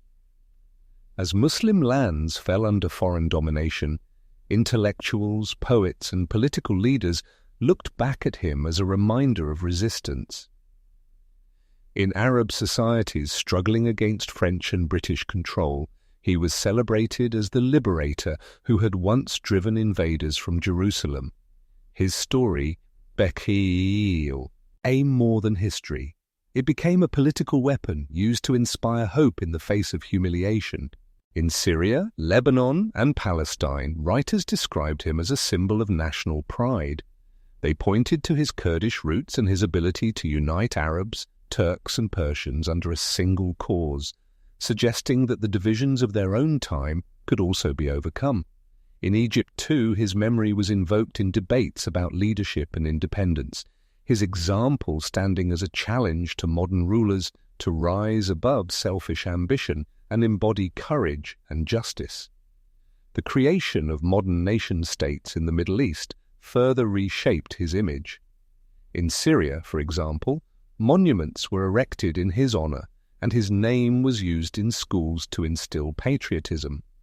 Leaders such as Hafez al-Assad framed themselves as heirs of Salahuddin's mantle, guardians of Arab dignity in the face of foreign threats. Similarly, in Iraq, Saddam Hussein frequently invoked Salahuddin, claiming the legacy of the Kurdish hero as part of his propaganda. He commissioned statues, named projects after him, and even emphasized the shared geography, since Salahuddin was born in Tikrit, the same town where Saddam himself was born. The symbolism was deliberate. By aligning himself with the legendary Sultan, Saddam sought to legitimize his rule and to connect his image with historical greatness. The Palestinian struggle against occupation also found inspiration in Salahuddin's story. His liberation of Jerusalem became a rallying cry, a reminder that foreign domination had been defeated once before and could be defeated again. Leaders and movements used his name to evoke unity, courage, and the power of faith-driven resistance. For many Palestinians, Salahuddin was not just a distant figure of the past, but a symbol of hope for the future. In the wider Muslim world, Salahuddin's story became a bridge across national and ethnic lines. Turks, Arabs, Kurds, and Persians all claimed him as their own. Each grew, although he emphasized different aspects: his Kurdish birth, his service under Turkish rulers, his leadership of Arab armies. This universality made him a rare figure who could unite diverse peoples under a shared narrative. His name appeared in textbooks, his image in posters, his deeds in speeches. Whenever Muslim leaders needed an example of dignity and honor, they turned to him. The modern era of mass communication amplified this even further. Radio broadcasts in the mid-20th century retold his story to inspire populations during wars and crises. Later, television dramatizations depicted his life, drawing millions of viewers into the saga of the Crusades. In these retellings, the emphasis was always on themes that resonated with contemporary struggles: unity against division, justice in the face of oppression, and the moral strength to resist foreign powers. Salahuddin's historical reality was often simplified, but his symbolic power grew stronger. This use of his image also had its darker side. Politicians and regimes sometimes manipulated his legacy to suit their agendas. By claiming his name, they sought to cloak their own policies in the mantle of righteousness. But such appropriation did not diminish his symbolic weight. If anything, it demonstrated just how potent his legacy remained. The very fact that leaders across the Muslim world, from monarchs to dictators, felt compelled to invoke Salahuddin shows how deeply embedded his story is in the collective imagination. Even outside the Muslim world, his image continued to carry weight. In the West, writers, filmmakers, and even political commentators referred to him when discussing conflict and diplomacy in the Middle East. The respect that medieval chroniclers had for him found echoes centuries later, shaping how audiences in Europe and America perceived Islamic history. Though often filtered through romanticized lenses, the consistent recognition of his nobility reinforced his global reputation as one of the most admired leaders of the Middle Ages. At the heart of all this is a simple truth: Salahuddin Ayyubi's story endures because it speaks to universal human aspirations. People long for leaders who embody justice, who unite divided communities, who combine strength with compassion. In times of crisis, they look to the past for examples, and Salahuddin provides one of the most compelling. Whether used sincerely or cynically, his name retains power because it represents values that never lose relevance. Yet this raises an important question. When legends are used for political purposes, do they lose their authenticity? Does the constant reshaping of Salahuddin's image dilute the truth of who he was, or does it paradoxically keep him alive in ways that mere historical records could never achieve? These are questions that force us to reflect not only on his legacy but on the nature of history itself. As we move forward, we must ask, beyond politics and symbolism, what lessons does Salahuddin's leadership truly offer us today? Can his balance of mercy and strength, faith and pragmatism still guide us in a modern world so different from his own? These questions lead us to the heart of why his story matters, not only as history, but as a guide for the present and the future. The shadows of centuries cannot dim the enduring presence of Salahuddin Ayyubi, for even today his life and legacy continue to whisper guidance to those searching for meaning in leadership, justice and unity. When we pause to reflect on his journey, we are faced with a compelling question. What lessons can a medieval sultan who lived in the crucible of crusades and conquest possibly offer a world shaped by modernity, technology, and global upheaval? The answer is surprisingly clear. Though times have changed, human struggles remain the same. Division, injustice, greed, and the longing for leaders of character persist. And in these very battles, Salahuddin's example stands as a timeless lantern. One of his most powerful teachings comes from his pursuit of unity. Before his rise, the Muslim world was deeply fractured, with petty rivalries and dynastic squabbles weakening their strength. This disunity gave the Crusaders the foothold they needed to carve kingdoms across the Levant. Salahuddin's brilliance was not only in defeating them, but first healing divisions among his own people, forging bonds where there had once been hostility. That unity became the bedrock of his victories. In today's fractured societies, riddled with political polarization, sectarian divides, and competing ideologies, the message is the same. Without unity, strength collapses. Internal discord has always been a greater danger than any external enemy, and Salahuddin's efforts prove how vital reconciliation and common purpose are. Equally striking was his understanding of mercy as strength. In a world where cruelty was seen as the language of power, Salahuddin shattered expectations by showing restraint. When he retook Jerusalem, many expected a massacre to mirror the horrors of the First Crusade, but instead he offered pardon and safe passage to its inhabitants. His mercy shocked his contemporaries, allies, and enemies alike. For us today, living in a world consumed by cycles of vengeance, terrorism, and endless retaliation, his example suggests another way, that forgiveness can be more powerful than retribution, and compassion can open doors where violence only hardens walls. Another dimension of his greatness was his balance between deep faith and pragmatic diplomacy. Salahuddin was unwavering in his devotion to Islam, yet he was never blinded by ideology. He negotiated truces when it was wise, honored agreements with foes, and sought alliances when survival demanded it. He showed that faith and practicality need not be opposites, but see and coexist in harmony. This is a lesson sorely needed in a world where extremism on all sides thrives by divorcing principle from pragmatism. Salahuddin's genius was his ability to blend both, walking a path where ideals inspired but realism guided, and at the core of it all was his personal integrity. He did not rule for wealth or luxury. Chroniclers recorded that at his death there was barely enough money in his treasury to cover his funeral costs. This humility set him apart from many rulers of his time who lived for personal indulgence.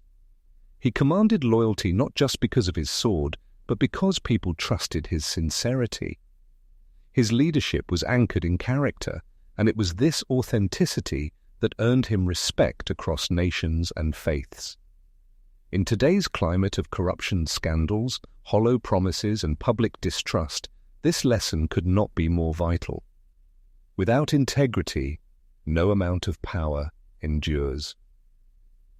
Vision, too, was at the heart of his leadership. Salahuddin was not merely reacting to threats. He carried a dream of liberating Jerusalem, of restoring dignity to his people. That vision gave meaning to every strategy, inspired his soldiers, and set him apart from countless warlords who lived only for the next battle. Modern societies too often drift without such guiding vision, consumed by short-term goals and immediate gains.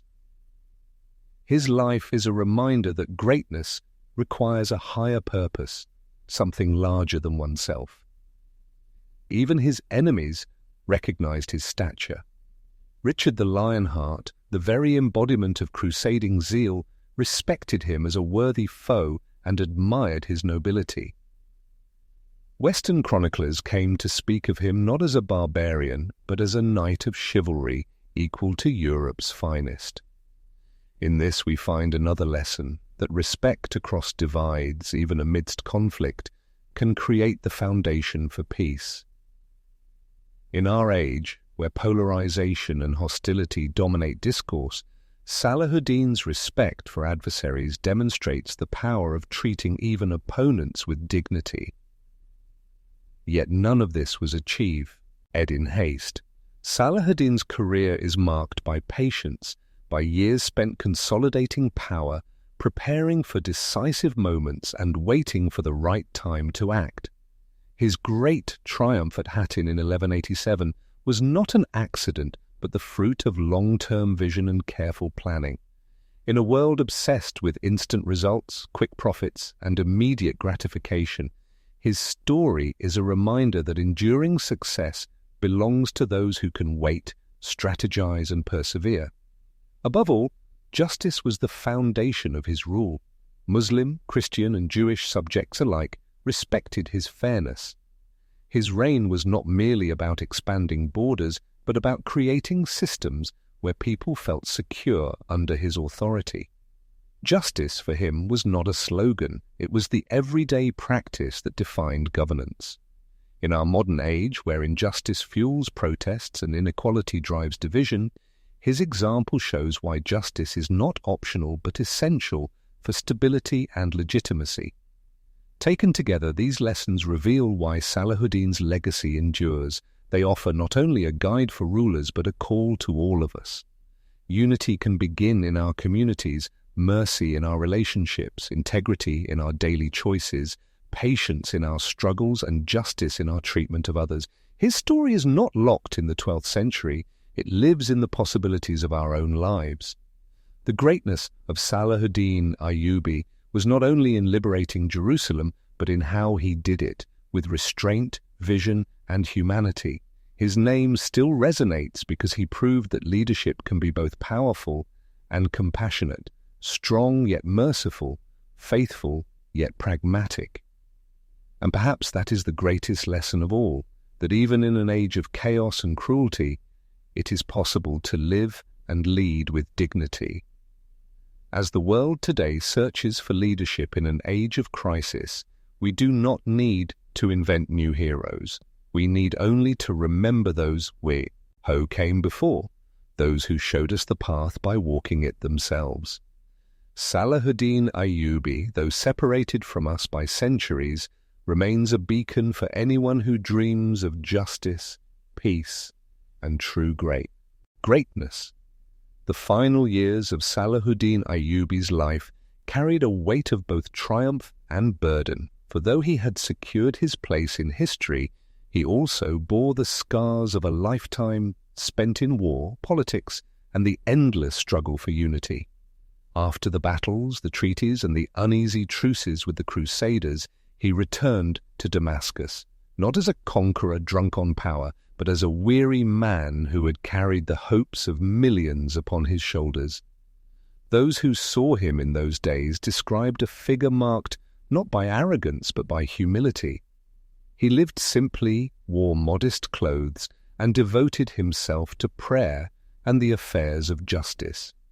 The grandeur of his victories did not translate into personal luxury, for he had never sought wealth, only purpose.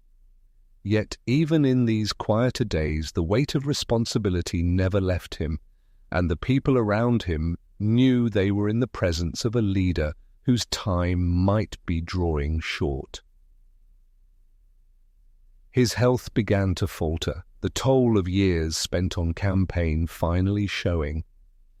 The once tireless warrior who had marched across deserts and stood unshaken in the heat of battle now felt the slow encroachment of mortality. But even in frailty, his dignity never wavered. Chroniclers record that he continued to listen to grievances, to mediate disputes, to dispense justice, as though every day might be his last chance to serve his people. He did not cling to power for its own sake. Instead, he seemed to prepare himself and those around him for the inevitable. This quiet acceptance is itself a reflection of his character, for just as he had faced battle without fear, he faced death without despair. When news spread that Salahuddin was gravely ill, Damascus was plunged into anxiety. Crowds gathered outside his residence praying for his recovery, while scholars, soldiers, and common folk alike felt the looming shadow of loss. The man who had been their protector, their unifier, their symbol of resistance against foreign invaders, was slipping from their grasp. In those moments, it was not only Muslims who grieved. Christian and Jewish communities too, who had lived under his rule with respect and fairness, mourned the possibility of his passing. His reputation for justice and mercy transcended sect and creed, making his impending death a sorrow shared across divides. As his final hours approached, Salahuddin chose to spend his last strength in acts of faith. He recited prayers, sought forgiveness, and reminded those around him that life was fleeting, a temporary trust from God. He asked that his possessions be given away in charity, for he had no desire to leave behind riches. And indeed, when his belongings were counted, it was found that he owned barely enough to cover the cost of his burial shroud. A man who had ruled vast lands, commanded great armies, and shaped the destiny of nations, left this world with almost nothing material, save for the weight of his legacy. The day of his death arrived in March of 1193. The city of Damascus wept openly, with men and women alike filling the streets, their cries echoing through the mosques and markets. His funeral was not marked by extravagance but by sincerity.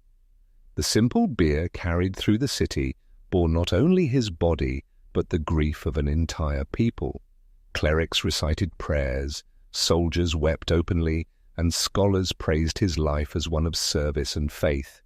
For many, it felt as though the sun itself had been extinguished, leaving them to wonder how they would carry on without him. What made his passing so impactful was not merely his achievements in battle, but the way he had lived his life. His humility, his mercy, his devotion to justice had carved a place for him in the hearts of those he ruled, unlike many rulers whose deaths are met with relief or indifference. Salahuddin's death was met with genuine sorrow. It was as though the entire region understood that an era had ended, that the rare figure who could unite faith, courage, and compassion in one man was gone. The days that followed were filled with reflection.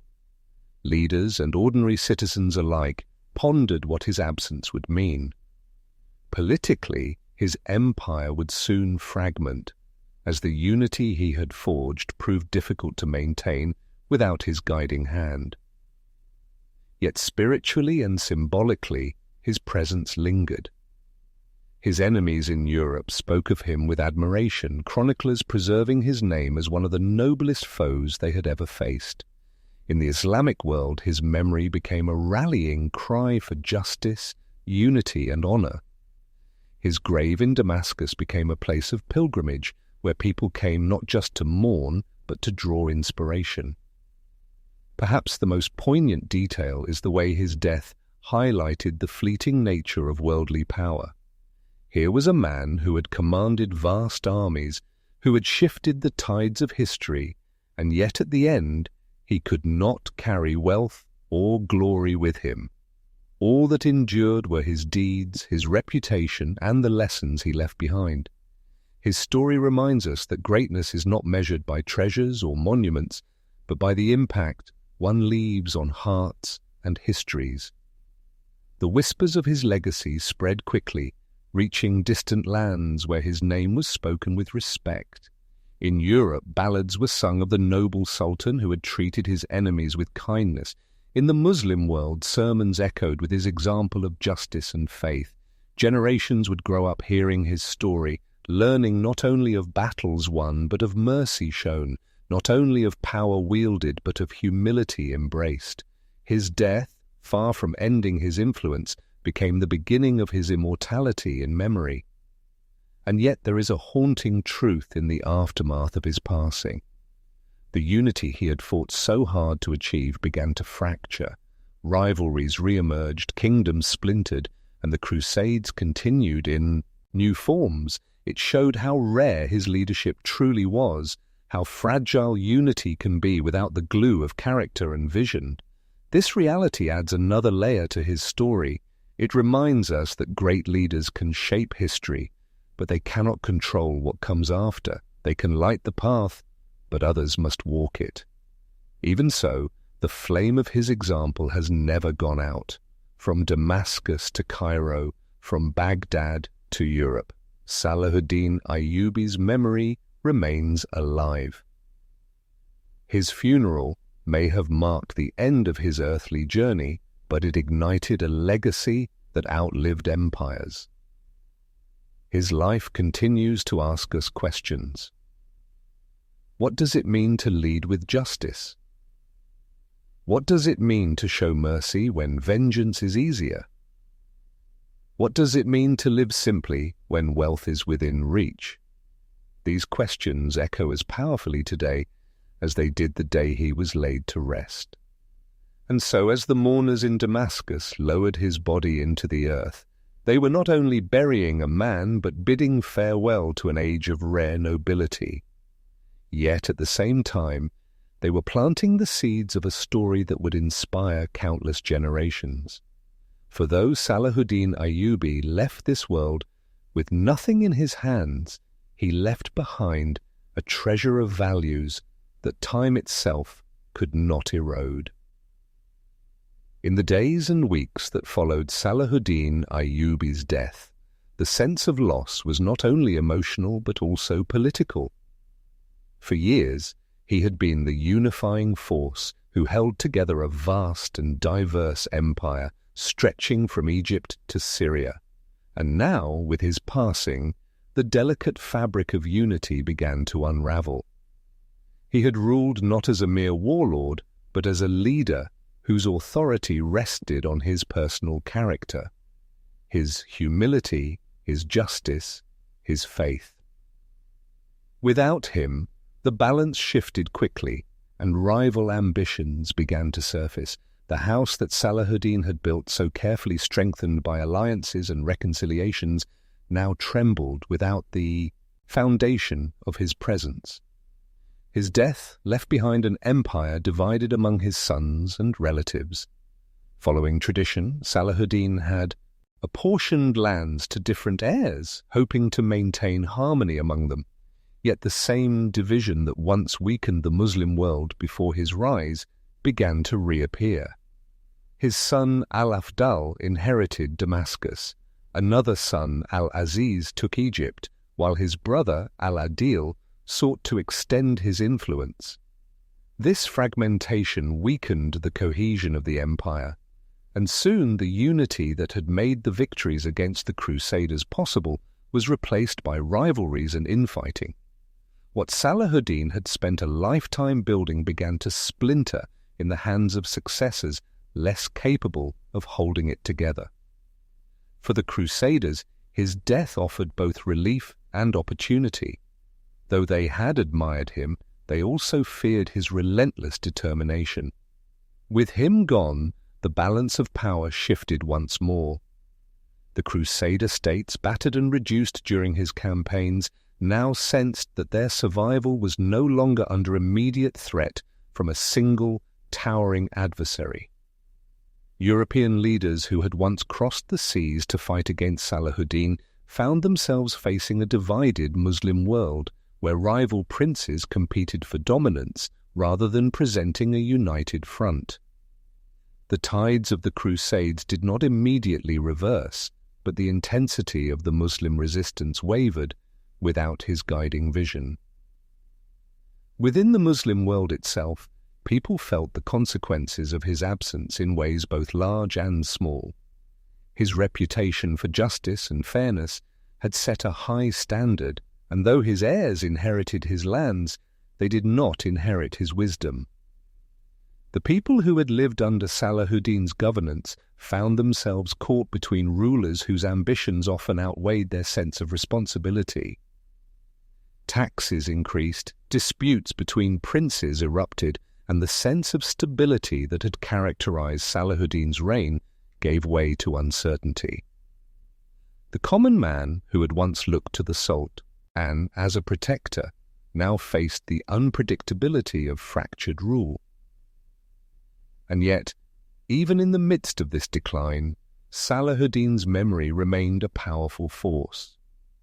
His story was told and retold, shaping how people understood leadership and justice.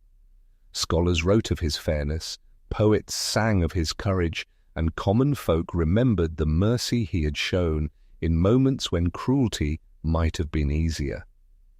His name became a symbol of what leadership could be, a benchmark against which later rulers were measured. Even as his empire fragmented, his legacy continued to unify hearts and minds. In Europe, the political impact of his death was equally significant. Chroniclers and kings alike had spoken of him with admiration, sometimes begrudging, sometimes open. His chivalry had reshaped how the Crusaders themselves saw their adversary. Richard the Lionheart, who had once fought him fiercely, acknowledged his nobility, and in the courts of Europe, Salahuddin's name was spoken with respect. With his death, European leaders no longer faced the same formidable opponent, but his legend lived on, influencing how knights and rulers thought about honor, justice, and the conduct of war. In some ways, Salahuddin became a bridge, a figure who, though belonging to the Muslim world, was admired in Christian lands as a paragon of virtue.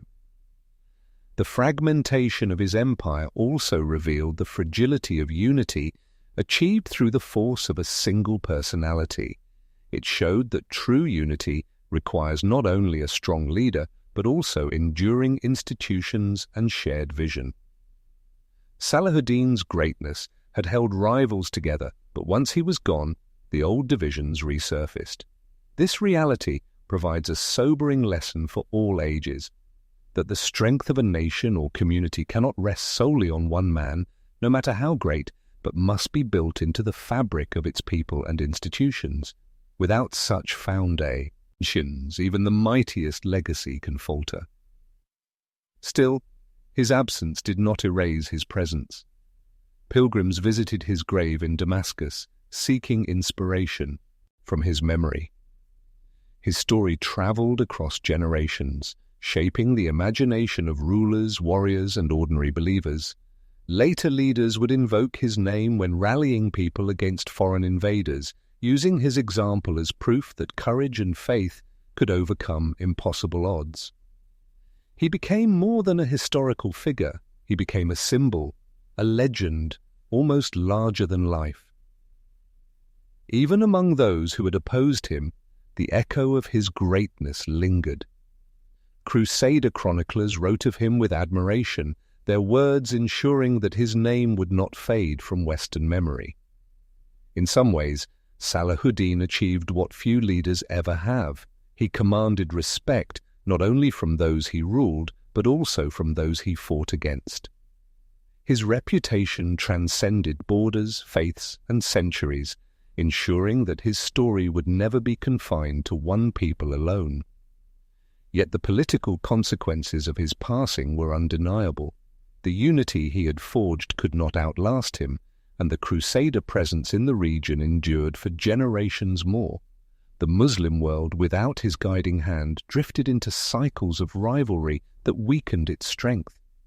His death was a reminder that while great leaders can change history, their absence can reveal the fragility of the structures they leave behind. The years after 1193 became a period not of expansion and triumph, but of fragmentation and struggle, as his heirs grappled with the challenge of living up to his example. But perhaps this very contrast between his greatness and the decline that followed only deepened the legend of Salahuddin Ayyubi. For in the shadow of lesser rulers, his light seemed even brighter. The stories of his mercy, his justice, his devotion to faith became not only history, but aspiration, dreams of what could be if only leaders chose to follow his path. His empire may have weakened, but his influence did not, in the hearts of his people, and even in the minds of his adversaries. Salahuddin remained immortal. And so the years after his death remind us of two truths: the fragility of political power and the enduring strength of moral legacy. Empires rise and fall, borders shift, dynasties crumble, but the memory of a just and noble leader can outlast them all. In this way, Salahuddin Ayyubi continued to shape history long after he was gone, proving that while a man may die, his example can live forever. As time passed, Salahuddin Ayyubi's legacy grew far beyond the years of his reign and the lands he once ruled. He became more than a historical figure. He became a symbol of honor, justice, and leadership, admired across cultures and centuries. For the Muslim world, he was remembered as the man who not only reclaimed Jerusalem but also restored dignity and unity to a fractured people. His example served as an enduring reminder that even in the darkest times, faith, patience, and moral strength could lead to victory. But Salahuddin's impact did not stop with his own people. In Europe, where the Crusades had been driven by religious fervor and political ambition, Salahuddin's name carried a different kind of weight. The very knights and kings who had once fought him spread tales of his generosity, mercy, and chivalry. Chroniclers such as William of Tyre and later European writers painted him not as a ruthless enemy, but as a noble warrior. Richard the Lionheart himself, Salahuddin's most formidable adversary, respected him deeply and even admired him. Their legendary rivalry became one of the most famous stories of the Crusades, two men who fought fiercely yet held mutual admiration for one another. This dual recognition, revered by Muslims, respected by Christians, was unusual for its time. Medieval warfare was often brutal, with little room for compassion, yet Salahuddin stood out precisely because he combined military brilliance with mercy. When Jerusalem fell into his hands in 1187, he resisted the temptation of vengeance, sparing the city from the horrors of massacre and allowing Christian residents to leave safely if they could pay a ransom. For those who could not, he often allowed freedom without payment. Such gestures carved his reputation as a leader who valued justice over cruelty, mercy over hatred. These acts became legendary, shaping how he was remembered in both Islamic and European traditions. In the centuries that followed, his image continued to inspire. In the Muslim world, poets, scholars, and leaders invoked his name during times of struggle. During the later Crusades and even in conflicts centuries beyond, he was held up as the example of a true leader who defended his faith without succumbing to cruelty. His memory served as a rallying cry for resistance against foreign invaders and as a model for rulers who wished to embody justice and humility. In Europe, the fascination with Salahuddin persisted through literature, legends, and even folklore. Writers of the Middle Ages and Renaissance often portrayed him as the ideal knight, embodying virtues of courage and generosity that European knights themselves aspired to. Some tales went so far as to weave him into romances and fictional stories where he appeared as a wise ruler admired even by Christian heroines and noblemen. His legend crossed cultural lines, becoming part of a shared imagination that transcended the animosities of the Crusades. Modern historians continue to debate and analyze his legacy, often comparing him to other great figures of world history. Unlike conquerors who sought glory through domination, Salahuddin's reputation rests not only on his victories but also on his character. He was remembered not just for the battles he won, but for the mercy he showed, the unity he fostered, and the values he upheld. This balance of strength and compassion made him unique and ensured that lies not just in what we achieve, but in how we achieve it. For Muslims, he remains the defender of Jerusalem, the unifier of nations, the just ruler.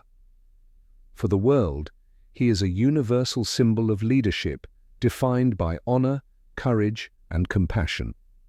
In the end, Salahuddin's life continues to speak to us across time, that power is fleeting but justice endures, that vengeance is easy but mercy is greater, and that true leadership is remembered not in the walls we build or the battles we win, but in the hearts we inspire. Centuries after Salahuddin Ayyubi's passing, his memory continued to travel through time, carried in stories, sermons, chronicles, and eventually, modern works of history and culture. What makes his presence unique in the modern imagination is not just the fact that he was a Muslim general who defeated the Crusaders, but that his legend has been reshaped and retold in almost every age to fit the needs and struggles of the people remembering him. In the Arab world, especially during times of colonial occupation in the 19th and 20th centuries, his name became a rallying cry. Leaders and activists pointed to Salahuddin as proof that unity and faith could overcome even the strongest of foreign powers. His life became an emblem of resilience against oppression, reminding colonized nations that the story of resistance was not new, but deeply rooted in their past. During the First World War, as European powers carved up the Middle East, figures like Salahuddin were evoked in political speeches and writings as symbols of independence and hope. Nationalists in Syria, Iraq, and Palestine looked to him as an example of unity across tribes and borders. His ability to bring together Arabs, Kurds, Turks, and others under a single banner of faith was retold as an allegory for the need to resist foreign domination. His tomb in Damascus became not just a rest, yet this very admiration has also created different interpretations of who Salahuddin was. In the Arab and Muslim world, he is remembered as the liberator of Jerusalem, the defender of Islam, and the man who restored honor after decades of humiliation. In Europe, he is remembered as the noble opponent, an almost romantic figure of medieval chivalry. And in modern political contexts, his name has been used by states and movements to inspire or legitimize struggles for freedom and unity. While these portrayals may differ, the common thread remains. Salahuddin Ayyubi symbolizes more than victory. He represents ideals of justice, courage, and humanity that transcend time. Today, when one visits his tomb in Damascus, the atmosphere is more than reverent, it is reflective. Leaders such as Kaiser Wilhelm II of Germany visited his grave in the late 19th century, laying down wreaths in admiration. In the 20th century, leaders from the Arab world stood before his resting place to draw strength from his memory. Tourists from across the world still gather there, not just to honor a military hero, but to stand in awe of a figure who continues to inspire dialogue about faith, justice, and leadership. His name remains etched in public squares, monuments, and cultural works, bridging centuries of history. Perhaps what makes Salahuddin's memory so enduring is that his life holds lessons that remain relevant to every era. In a time of fractured loyalties, he showed the power of unity. In a world of brutality, he showed the strength of mercy. In moments where revenge would have been easy, he chose forgiveness. These values remain timeless, and that is why his story continues to be retold.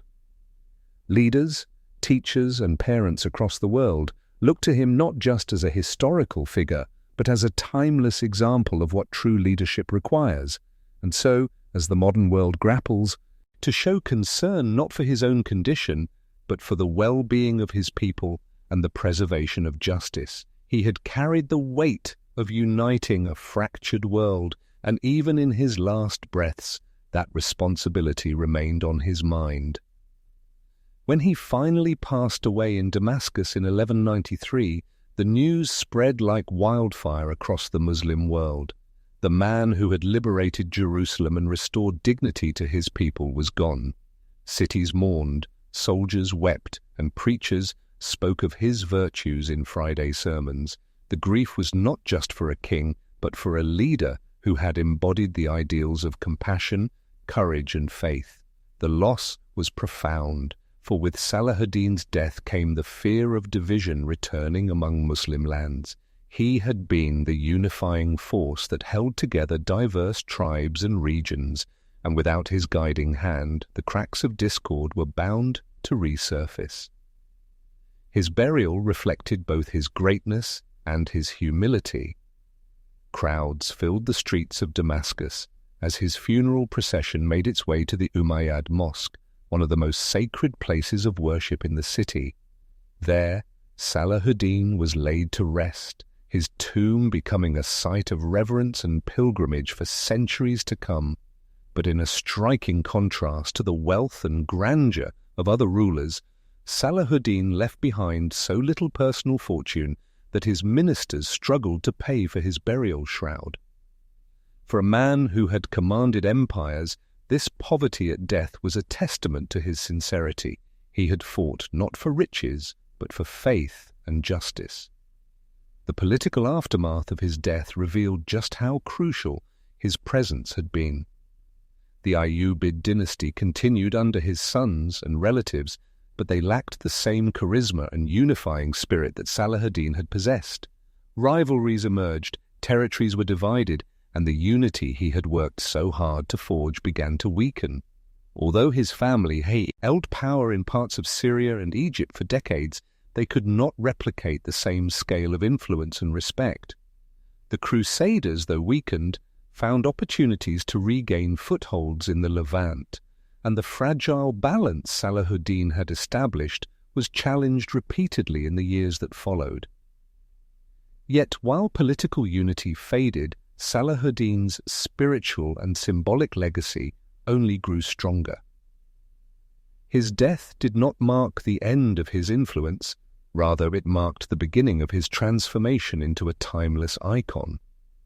Poets compared him to prophets of old, historians chronicled his life as a model of righteous rule, and ordinary people passed down stories of his generosity and justice. His tomb became a reminder not just of what one man had accomplished, but of what leadership grounded in faith could achieve. The Christian world, too, reacted with sorrow and respect. News of his death reached Europe, where chroniclers who had once written about him as a formidable enemy now praised him as one of the noblest figures of the age.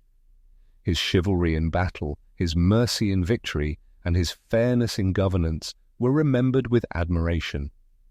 Richard the Lionheart, who had once faced him in battle, was said to have expressed genuine grief upon hearing of his passing, for even in rivalry there had been mutual recognition of greatness.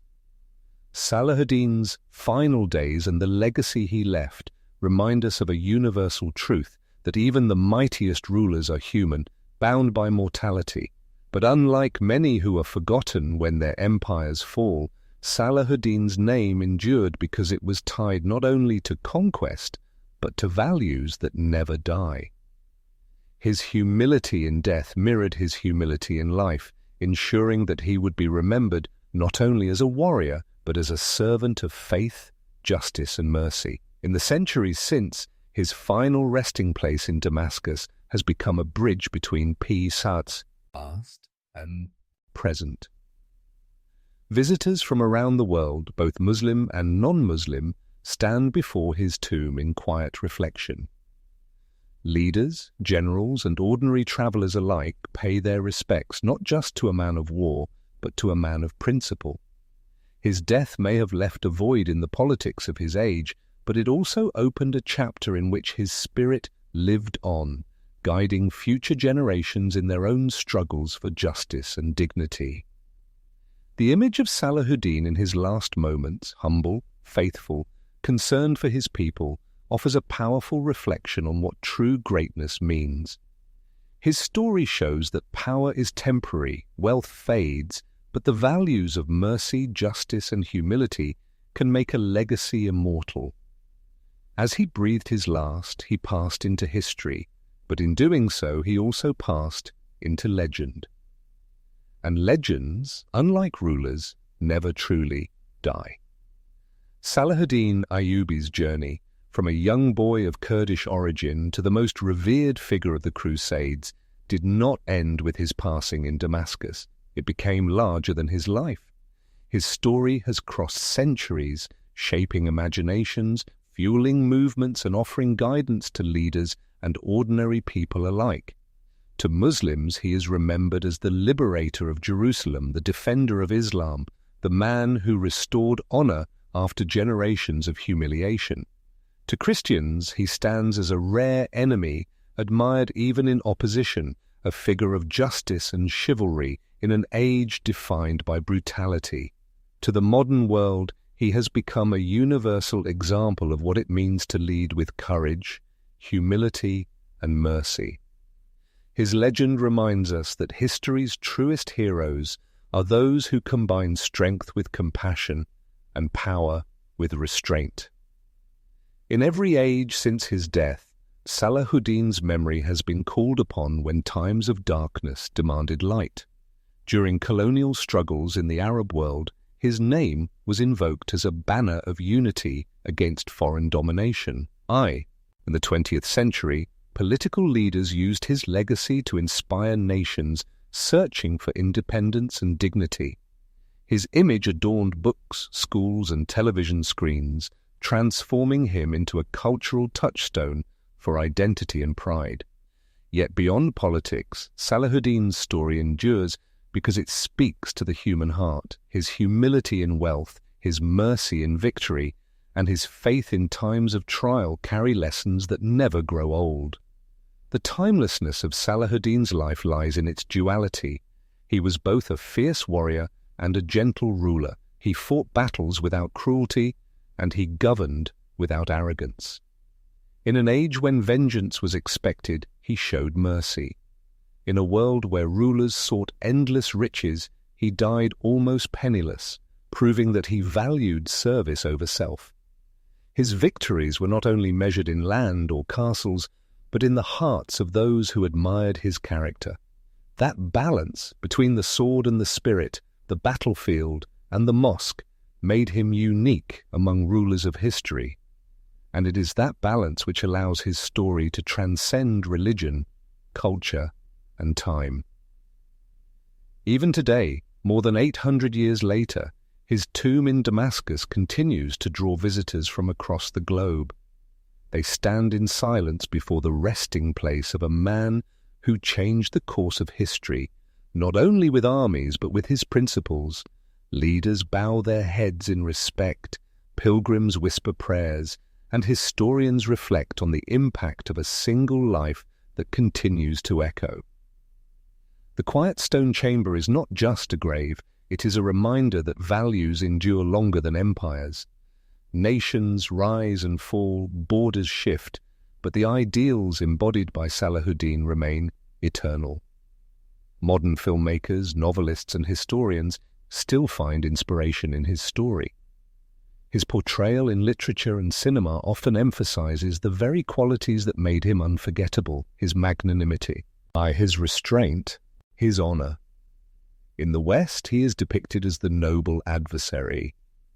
In the East, he is celebrated as the liberator. And in every retelling, one truth remains constant. He was a man who led not by fear, but by example.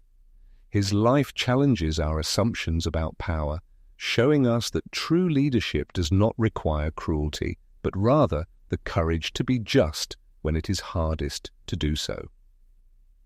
As we reflect on his legacy in the present day, we are reminded that the values Salahuddin embodied are as urgent now as they were in the 12th century. Our world, torn by conflicts, divisions, and struggles for justice, continues to search for leaders who embody humility, fairness, and mercy.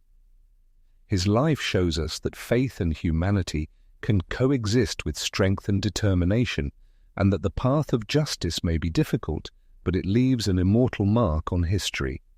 Every era produces its rulers, but only a few become legends, and Salahuddin Ayyubi was one of those few. For those listening to this story today, Salahuddin's example is not a relic of the past. It is a living reminder that each of us, in our own way, can carry forward the values of justice, compassion, and unity. His victories may belong to the history books, but the spirit behind them belongs to humanity. When we choose mercy over vengeance, humility over pride, and justice over oppression, we keep alive the flame that Salahuddin lit centuries ago. And in doing so, we ensure that his story is not only remembered, but relived in the choices we make. As this long journey through his life comes to an end, one question lingers. What makes a person truly great?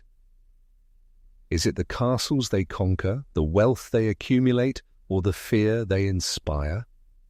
Or is it perhaps the love they earn, the justice they uphold, and the mercy they show? Salahuddin Ayyubi's life offers a clear answer. His greatness was not only in his victories, but in how he achieved them, with honor, humility, and an unshakable faith.